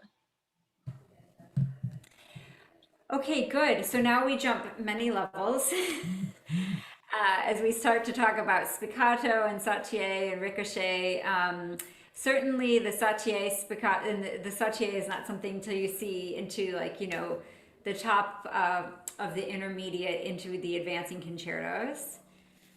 Então, os próximos seriam golpes bem mais avançados. Spiccato, satie, ricochet. Esses são golpes que saem da corda e coisas que são trabalhadas mais nos repertórios mais avançados, nos concertos mais difíceis e peças de concerto. So the thing they have all in common is they're all bouncing strokes. And so if we can get out of the way of the bow, we can have success. We just try usually to control it too much, and it doesn't want to work. Então, o ponto comum desses golpes é que são golpes que precisam pular, eles precisam sair da corda. E a tendência da gente tentar controlar eles demais. Se a gente controla demais, eles não podem pular. Então, na verdade, é uma arte de liberar o arco. So the spiccato stroke starts as a swinging U shape in the arm, kind of like this. So let me... Meredith, yes. maybe for showing these, you might want to stop sharing because okay. I think you'd be too small for them to see. Okay, let me get back. Stop share. Okay, all right. So the Staccato stroke is a U shape in the arm as it starts slowly. And as that stroke gets faster and faster, you can kind of start to see that the stick starts to do more of this. And so it goes from kind of this bouncing trampoline, almost imagine you're coming down and up on a trampoline, and it gets flatter and becomes eventually like more of a circle in the screw of the bow. Então, o spiccato, a gente pode pensar num gesto de U, né, desenhando um U com o braço, e deu para ver que aumentando a velocidade do golpe, a forma do U aos poucos virou mais plano, e até que o talão, tô esquecendo o nome de... o screw. Alguém vai me lembrar aqui no chat. O finalzinho do arco começa a mexer na forma de um círculo. Então, quando é mais lento, a parafuso, obrigada, Thalita. O arco começa num U, e aos poucos, se a gente for olhar a parafuso do arco, a gente vê que ele começa a mexer mais rápido na forma de um círculo oval. Okay, and the sautier stroke starts on the string, and the stick does the bouncing, but the hair always stays on the string. So as I do this stroke, I like to teach it from a really heavy bow and get lighter. I mean, well, let me show you the stroke first. Então, sautier é um golpe que vai começar na corda. O que pula é a madeira vai pular, mas a crina vai ficar em contato com a corda. A professora gosta de começar com um golpe mais pesado. Ela vai demonstrar, aos poucos ela vai ficar mais leve com o golpe. So this is... And as I teach it, it comes from a détaché stroke. It comes from the forearm, and so we can start there. Really heavy. I imagine I'm in an elevator. It's 10 floors below ground.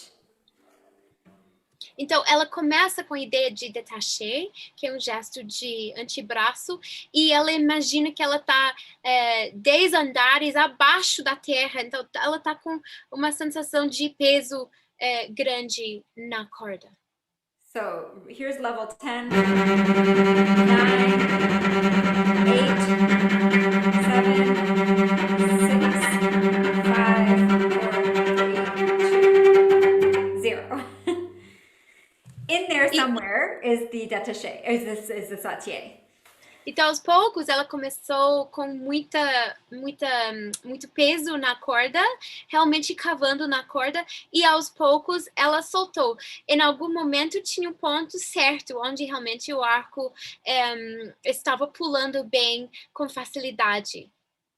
Obviamente, no final, ela começou a perder controle completamente, aí isso também não soou bem.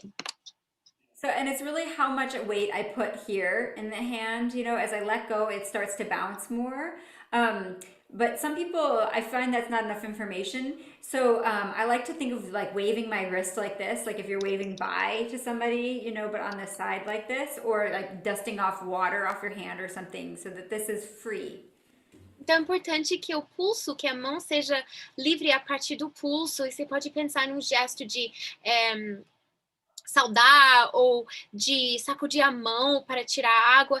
O que é importante que seja livre aqui essa articulação do pulso. And some people teach it as a tremolo and kind of work their way back in. So that's also something to experiment with if the other strategies aren't working. Uma outra técnica para ensinar esse golpe é começar com a ideia de trêmolo e aos poucos chegar no ponto que pula, no ponto certo. É uma outra abordagem, se as outras explicações não estão dando certo com o aluno.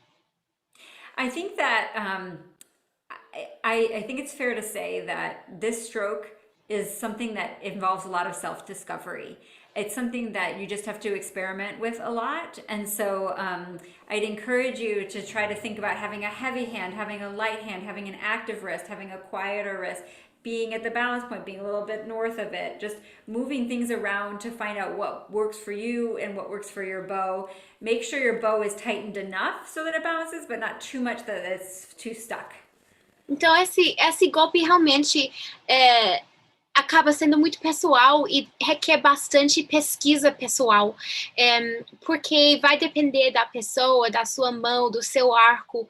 É importante ter a crina com tensão suficiente, mas sem ser tenso demais. Então, pode experimentar com a crina, pode experimentar com a mão mais pesada, a mão mais solta.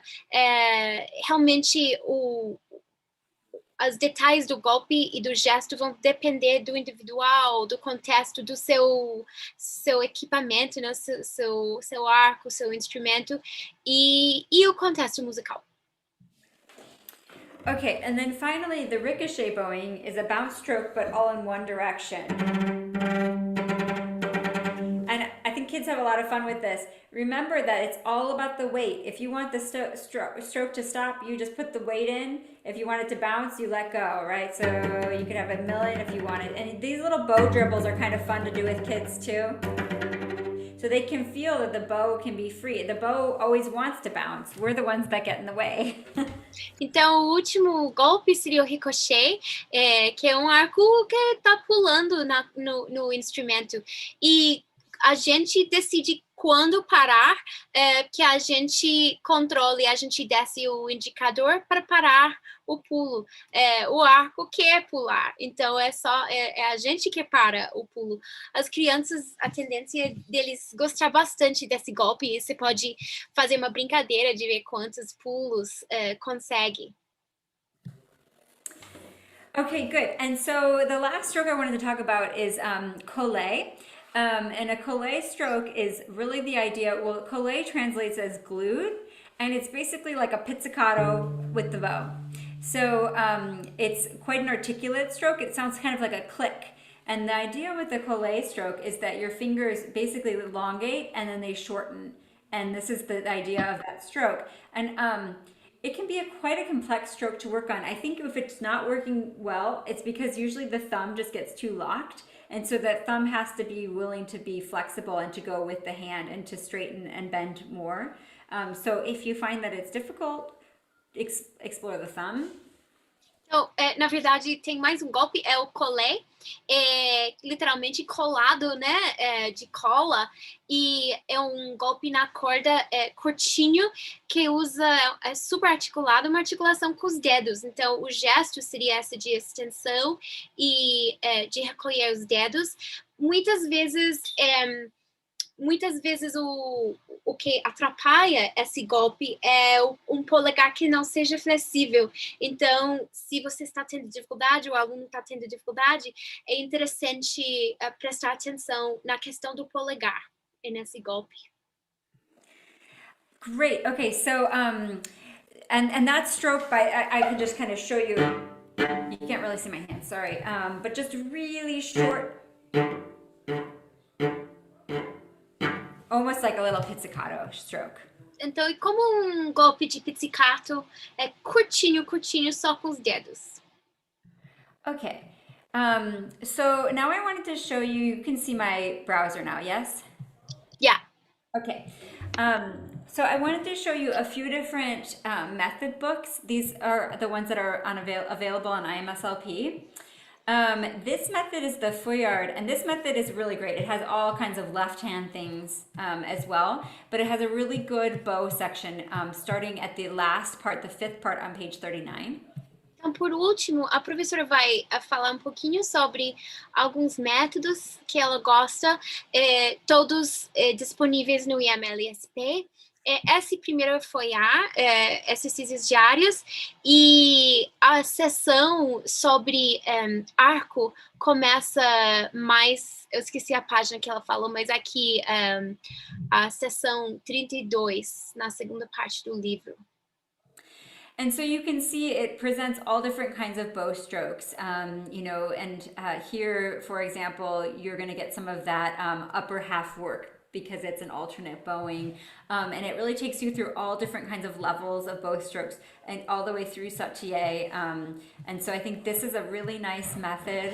Has some open strings, some slurs as well, and is very simple through the complex. So you could just take chunks of it if you wanted, and apply it to your practice in a really different way. It just is a good like starter for getting some ideas of what to be working on and how to work on those things.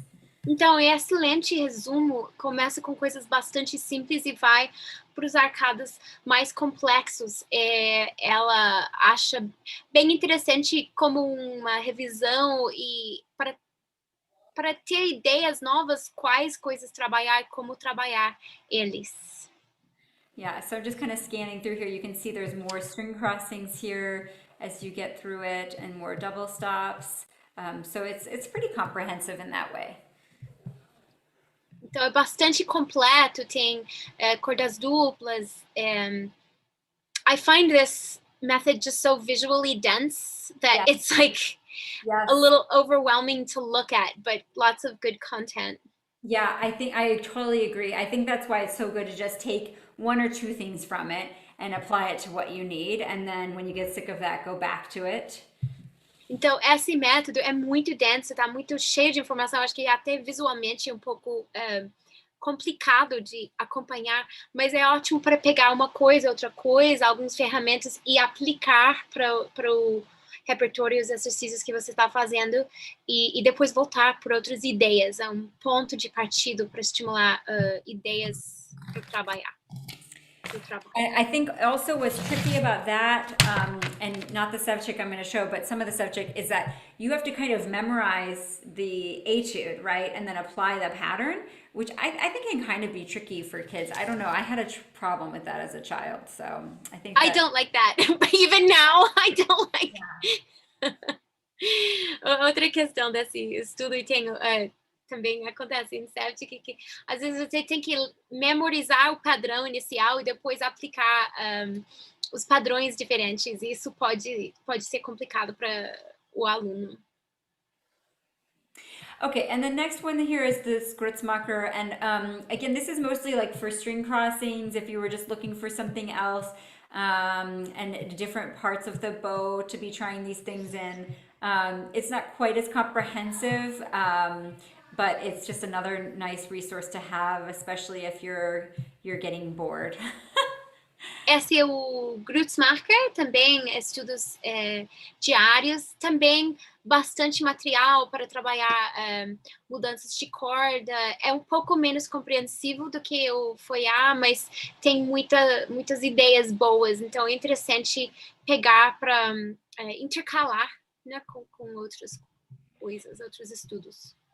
So, and this is the Klengel, and it is so comprehensive. I'm just scrolling through. You can see there are so many here. Esse é o Klengel, estudos técnicas, também no MSLP, e ela está repassando só para mostrar o tão compreensivo que é. Muitas variações, muitas opções.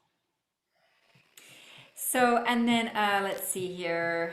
This is the subject. If I were going to take a student from page 1 through the end, I would choose these variations here because I think they really get us around the whole bow. And you can tell that they are hard for both hands. So I think they're more interesting in that way than some of the others.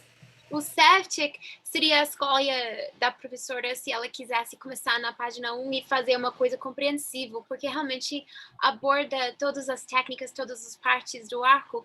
E a mão esquerda é um pouco mais difícil. Aqui tem desafios da mão esquerda também, então acaba sendo um pouco mais interessante por causa disso. So, and we steal this from the violin book. And just so to be clear, because I didn't realize this as a younger teacher, that this is the collé mark.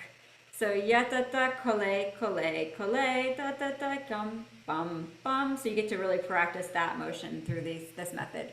Esse método veio, né, originalmente foi escrito para violino, e é importante saber que no início essa marcação com vírgula depois significa collé, né? Então quando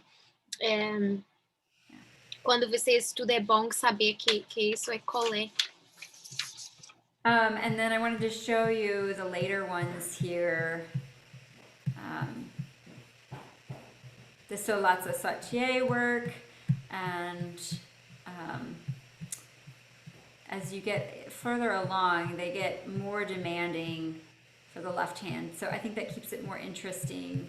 I'm going to scoot myself along here. But this tem essa grande variedade e a gente pode ver que tem desafios realmente mais variados para a mão esquerda. Aqui no final, tem esse de oitavos. And so you can see it becomes quite demanding on the left hand side. So you don't lack for boredom there. Então esse fica interessante, né? Não vão ficar entediados com esse septic. And if we needed another one, which I don't think you do at this point, but this is also a nice one for the bow, and it is a little bit more, I think you could have, it's a little bit more simple. It starts off more simply, so I would recommend it for that reason. Esse método, what's the name of this one again? Is it Rudinger or Rudinger? Yeah. Ok. Esse método começa de um ponto um pouquinho mais simples, então é bom nesse sentido para ensinar, que começa só com cordas soltas e um ponto bastante simples, enquanto pelo menos o Savchik já começa com bastante dificuldades.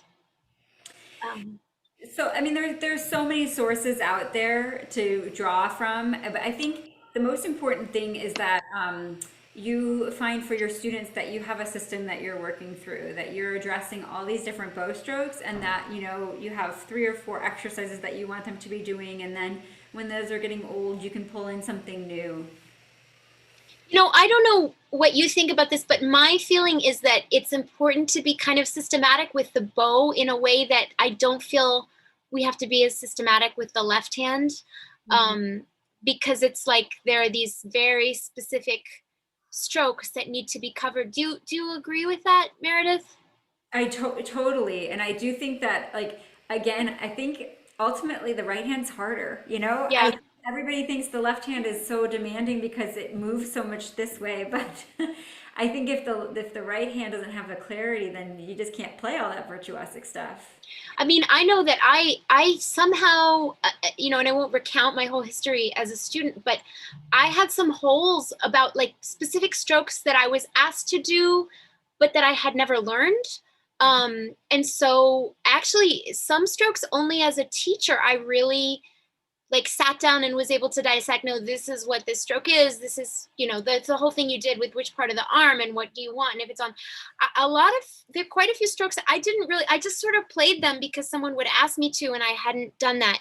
And I think that's why I tend to be more systematic with those, because I don't think I had that. I had great teachers, but I had some holes. Yeah, I can totally relate to that.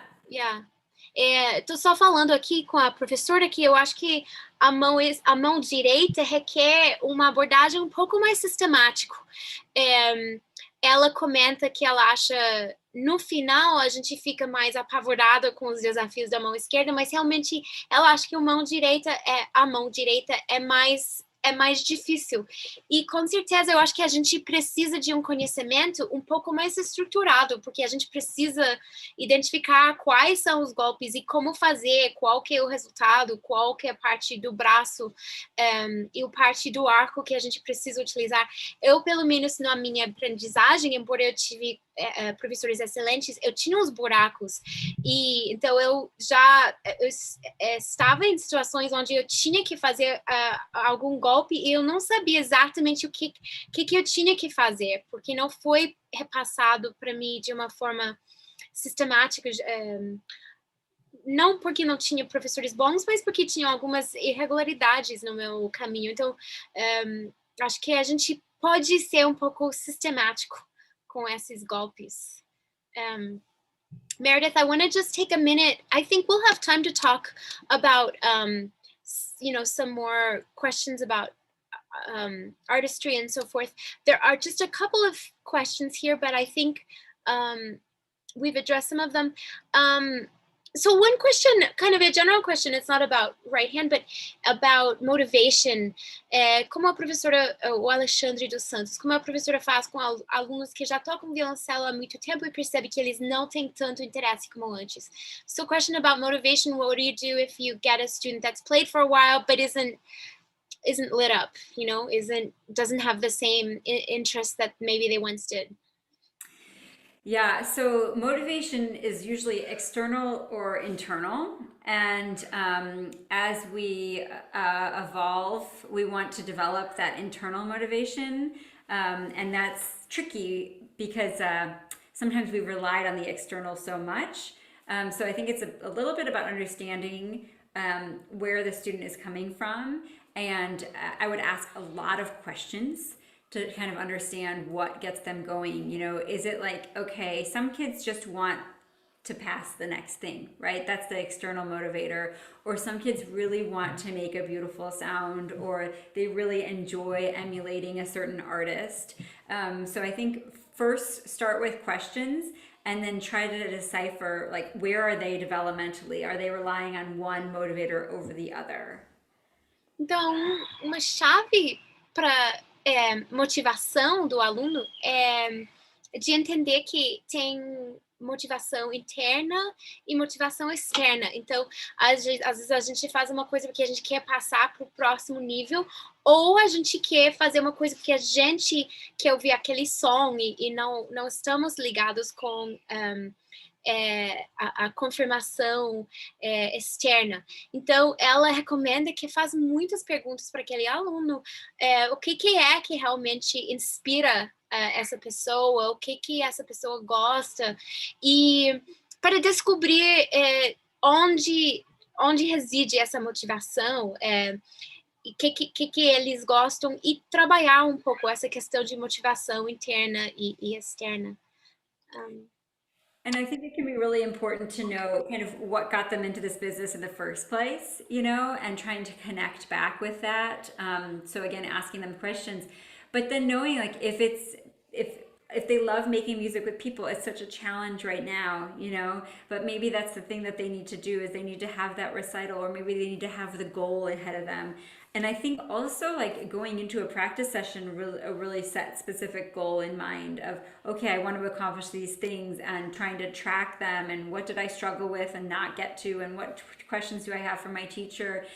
So I think, like, setting the really small goals of certain activities can be really helpful along that process, and kind of getting them back to, like, the bigger picture of, like, I think if you think about our pyramid of kind of what drives us, on the first level are all the things that we have to do to get us to our biggest goal.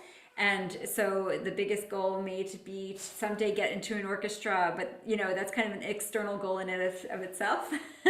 You know, but knowing, like, what do I have to do on the ground level to get me there, you know? And as a college student, why do I have to take my theory class? Because I want to get my degree. Why do I want to get my degree? Because I know I want to go teach. And what does teaching do for me? And always bringing it back to, like, what drives you on the biggest global level, and recognizing the small steps you need to get there.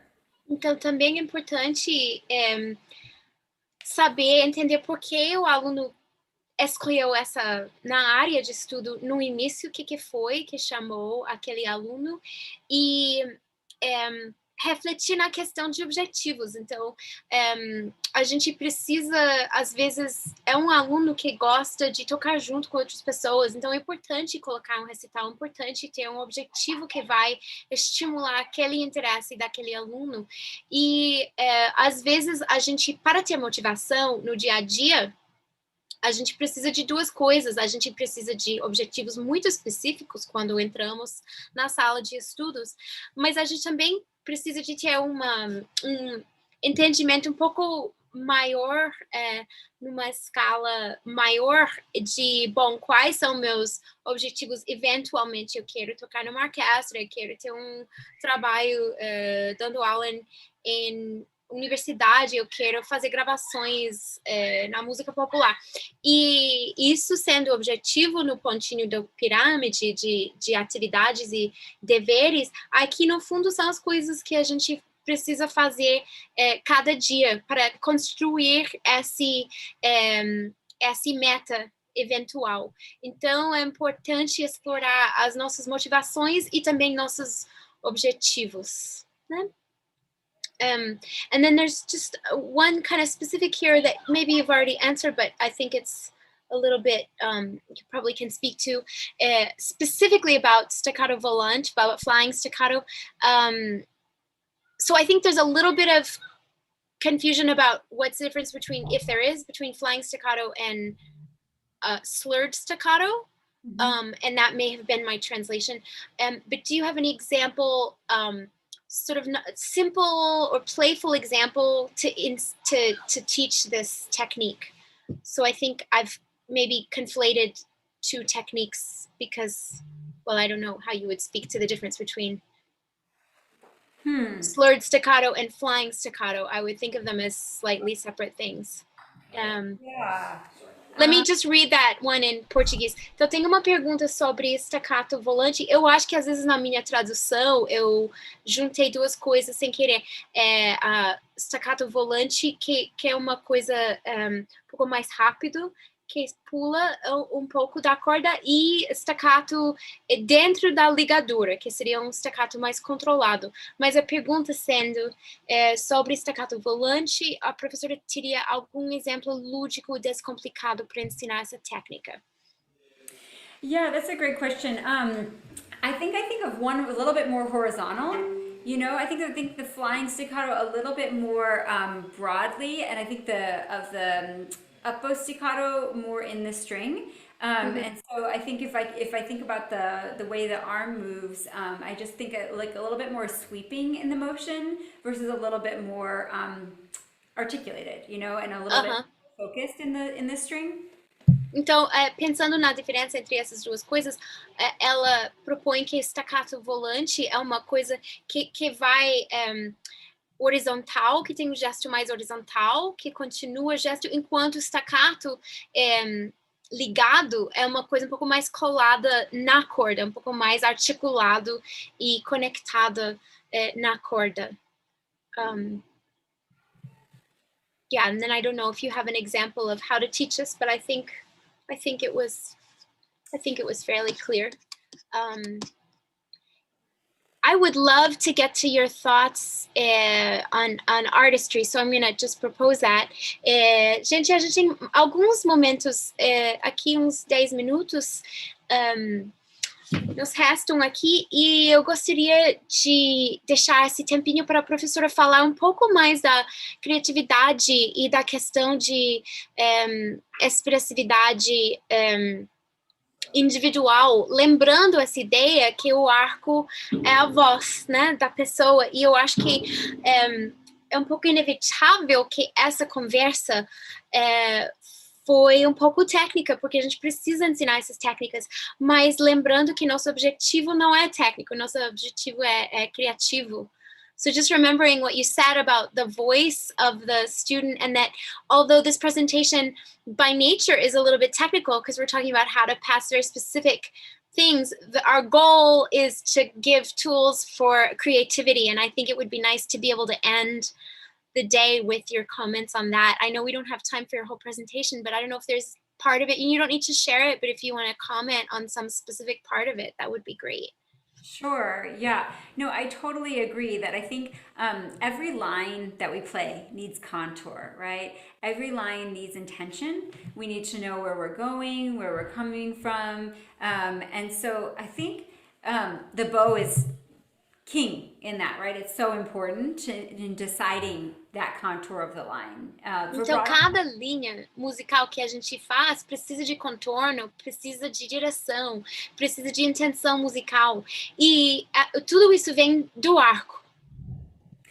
So we are in the business of storytelling, right? So we are very much relying on presenting ideas and presenting clear characters and knowing the plot line. And so I think if we go into a piece and we just kind of start it, which so many of us do, we miss the opportunity to think about where are the moments, right? You know, you don't want to have too many queen bees in your music making, right? You just want to show the pivotal moments and plan up to that. And so that's where the bow speed and the contact point, that all comes to serve, the technique serves that bigger goal of arriving at your destinations and presenting your characters. Então, a gente trabalha com narração, a gente é contador de história, a gente é desenhador de imagem. Então, muitas vezes a gente pega uma peça e a gente começa a tocar sem refletir necessariamente na narrativa da peça, refletir onde são os momentos mais importantes, os pontos mais intensos. E a gente, assim, lembrando que a gente não pode ter uma peça cheia de ápices, a gente tem que escolher quais são os momentos mais especiais e fazer um planejamento em função disso, para deixar aquela história mais claro, mais prazeroso. Então, esse planejamento, essa criação de narrativa e de intensidade, tudo isso depende de nossa organização de arco.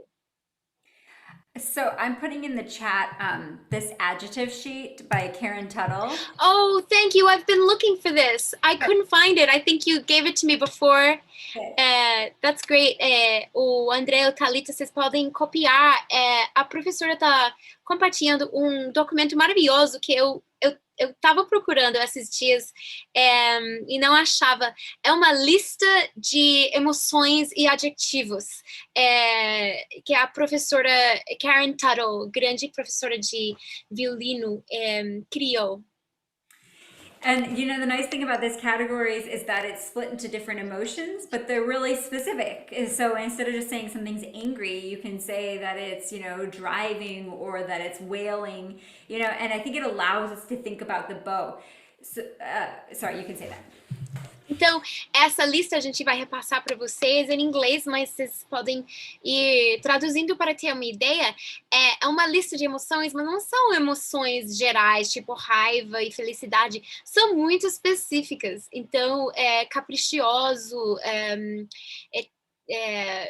eu não sei o adjetivo de tempestade, mas ansioso, lânguida, enfim, então, essa lista pode abrir nossas mentes para ideias mais detalhadas e lembrando novamente que a gente vai mostrar essas questões, essas ideias e adjetivos, essas emoções no arco. O que esse adjetivo vai significar para como a gente está usando o arco? So, if we think about our Elgar Cello Concerto, the first theme is piano. The second time it's mezzo forte when it's at the same pitch level, right? There's obviously the fortissimo one, but we need to know, okay, it's not just piano and it's mezzo forte, but it's longing, and then it's more, I don't know, wailing comes back to mind. But something that adjective sheet can be so helpful because it can be so specific, and then that tells you how to use this thing in a more constructive way. Uhum. Então, pensando como exemplo, o concerto de Helga, a gente tem a tema inicial em piano e a segunda vez volta em mezzo forte, depois tem numa outra tonalidade em fortíssimo, mas em vez de simplesmente pensar piano ou mezzo forte, a gente pode pensar em nossa, aqui meu português vai me falhar. I don't think I have the detailed vocabulary. A gente pode fazer um mezzo forte que seja gritando ou chorando, né? Um piano que seja tímida, um piano que seja cantando. Enfim, dando uma olhada nesse detalhamento de adjetivos para trazer um pouco mais detalhe para a nossa abordagem no arco. Yeah, great. So, I mean, I think it really comes back to the bow and it allows us to vary our articulation, vary the density. You know, certainly the timing is done with the bow. And so these all help us in creating that voice and crafting that storyline. Então, são essas ideias, como vai a brigada, Abner, tempestuoso. He gave me the word for how to say stormy. Então, a gente precisa do arco para poder contar essas histórias e criar essa diversidade de emoção. E I want to just pass to you some of the comments. Meredith, people love the list of adjectives. I think it's really, really useful. And lots of thank yous for the information and for the methods that you've suggested. There's one last question, and I think it's a good one, an important one. It goes back to something specific, and we're talking about generalities, but I do think it would be nice to bring it up. Tem mais uma pergunta aqui, a gente já está no final aqui, pensando mais na arte, por que a gente faz música, mas voltando só, porque eu acho que é uma pergunta bastante interessante, por gentileza, poderia nos dar exercícios para tirar a atenção do dedão na mão do arco, por muitas vezes em um repertório mais avançado não consigo controlar essa tensão e manter relaxado. Abner Borges. So, Abner's asking if you have any exercises for helping with tension in the thumb, and even though, it's something we know, it can be difficult to avoid, and this student is saying many times in a more difficult repertoire, I can't control this tension. And I have to say, at the beginning of the pandemic, I was practicing, I don't know what I was doing, but I started having all this pain in my thumb out of nowhere. So it's something that comes back, this is this recurring problems that we need to know how to deal with. Yeah, totally. So I think the point about it being hard makes sense, right? Because your brain is focused on other things, so it can't be focused on how you're feeling and the release and such. So I think it's about creating awareness, and so do something different with your bow. So tuck your pinky back. It feels weird, but okay, now your brain knows it's there, right? Stop and tap your thumb or tap your other fingers so your brain knows it's there, and continue with the warm-ups, and if you're in that moment where it's like you're practicing something really hard, go to a warm-up, find that release, and then try that one phrase with that feeling. But it's all about bringing this back to the picture, which it seems like they already know well. Mm-hmm. So I think the brain responds to change. And so if you can do something in the bow to feel that change with the tapping or whatever, I think that can really help. You can even do a prop, so like a little tissue or, like a little something just to kind of feel it. And that just helps you remember that lightness. That's very cute, the little guy there. I can tell you have girls at your house. Então, acho que ela falou uma coisa muito, muito importante, que o cérebro responde à mudança. Então, o que acontece quando a gente está treinando uma coisa muito difícil, a gente fica perdido naquela coisa, tá muito difícil, a gente esquece de sentir, a gente esquece de ficar conectado com o que está acontecendo no mecanismo, no físico. Então, uma sugestão seria de fazer uma coisa diferente. Às vezes, coloca o mindinho atrás no arco, ou coloca uma bolinha, uma peça de algodão, alguma coisa na mão, para ter uma sensação tátil que seja diferente. E isso vai estimular seu cérebro a prestar mais atenção e lembrar de soltar. Outra coisa, volta, mesmo se você está no meio de treinar uma coisa difícil, volta nos aquecimentos mais simples para reconectar com aquela coisa de soltar, e depois pega uma linha só do repertório difícil e tenta trazer essa abordagem para aquela linha. Então, maneiras de trazer o cérebro de volta para conectar com a sensação do tocar. That's great. That's great. Yeah, I mean, the warm-ups are so important because they physically warm us up, but they're really about exploring. And so the more that you can spend time on things that you find, like I do a warm-up for my bow every day, or at least I say we should. And I think that's really important to make sure that we're connecting to the basics, because it can get so lost in the repertoire. Então, muito importante a gente sempre fazer nossos aquecimentos diários, porque são nos aquecimentos que a gente explora o instrumento, explora o som.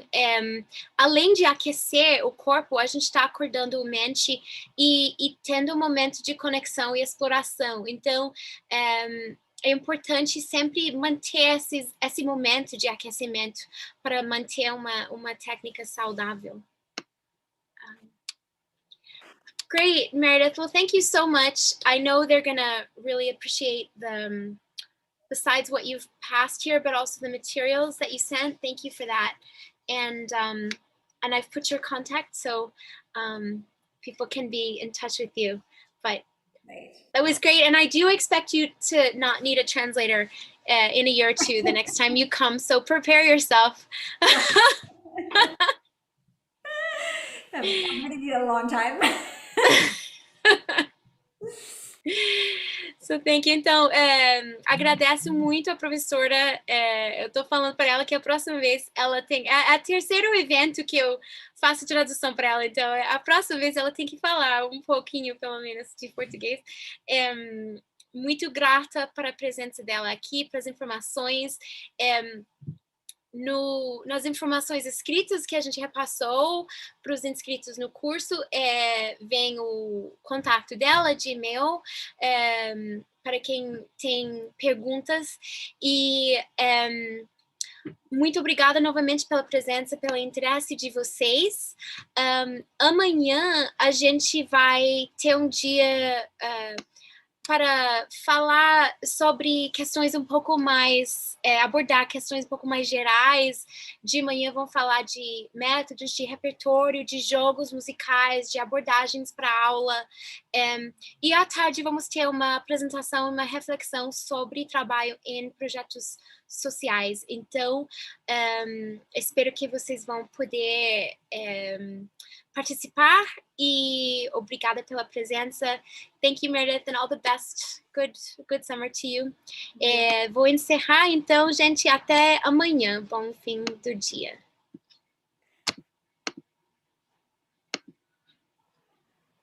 Okay, I closed it, so you don't have to go from here.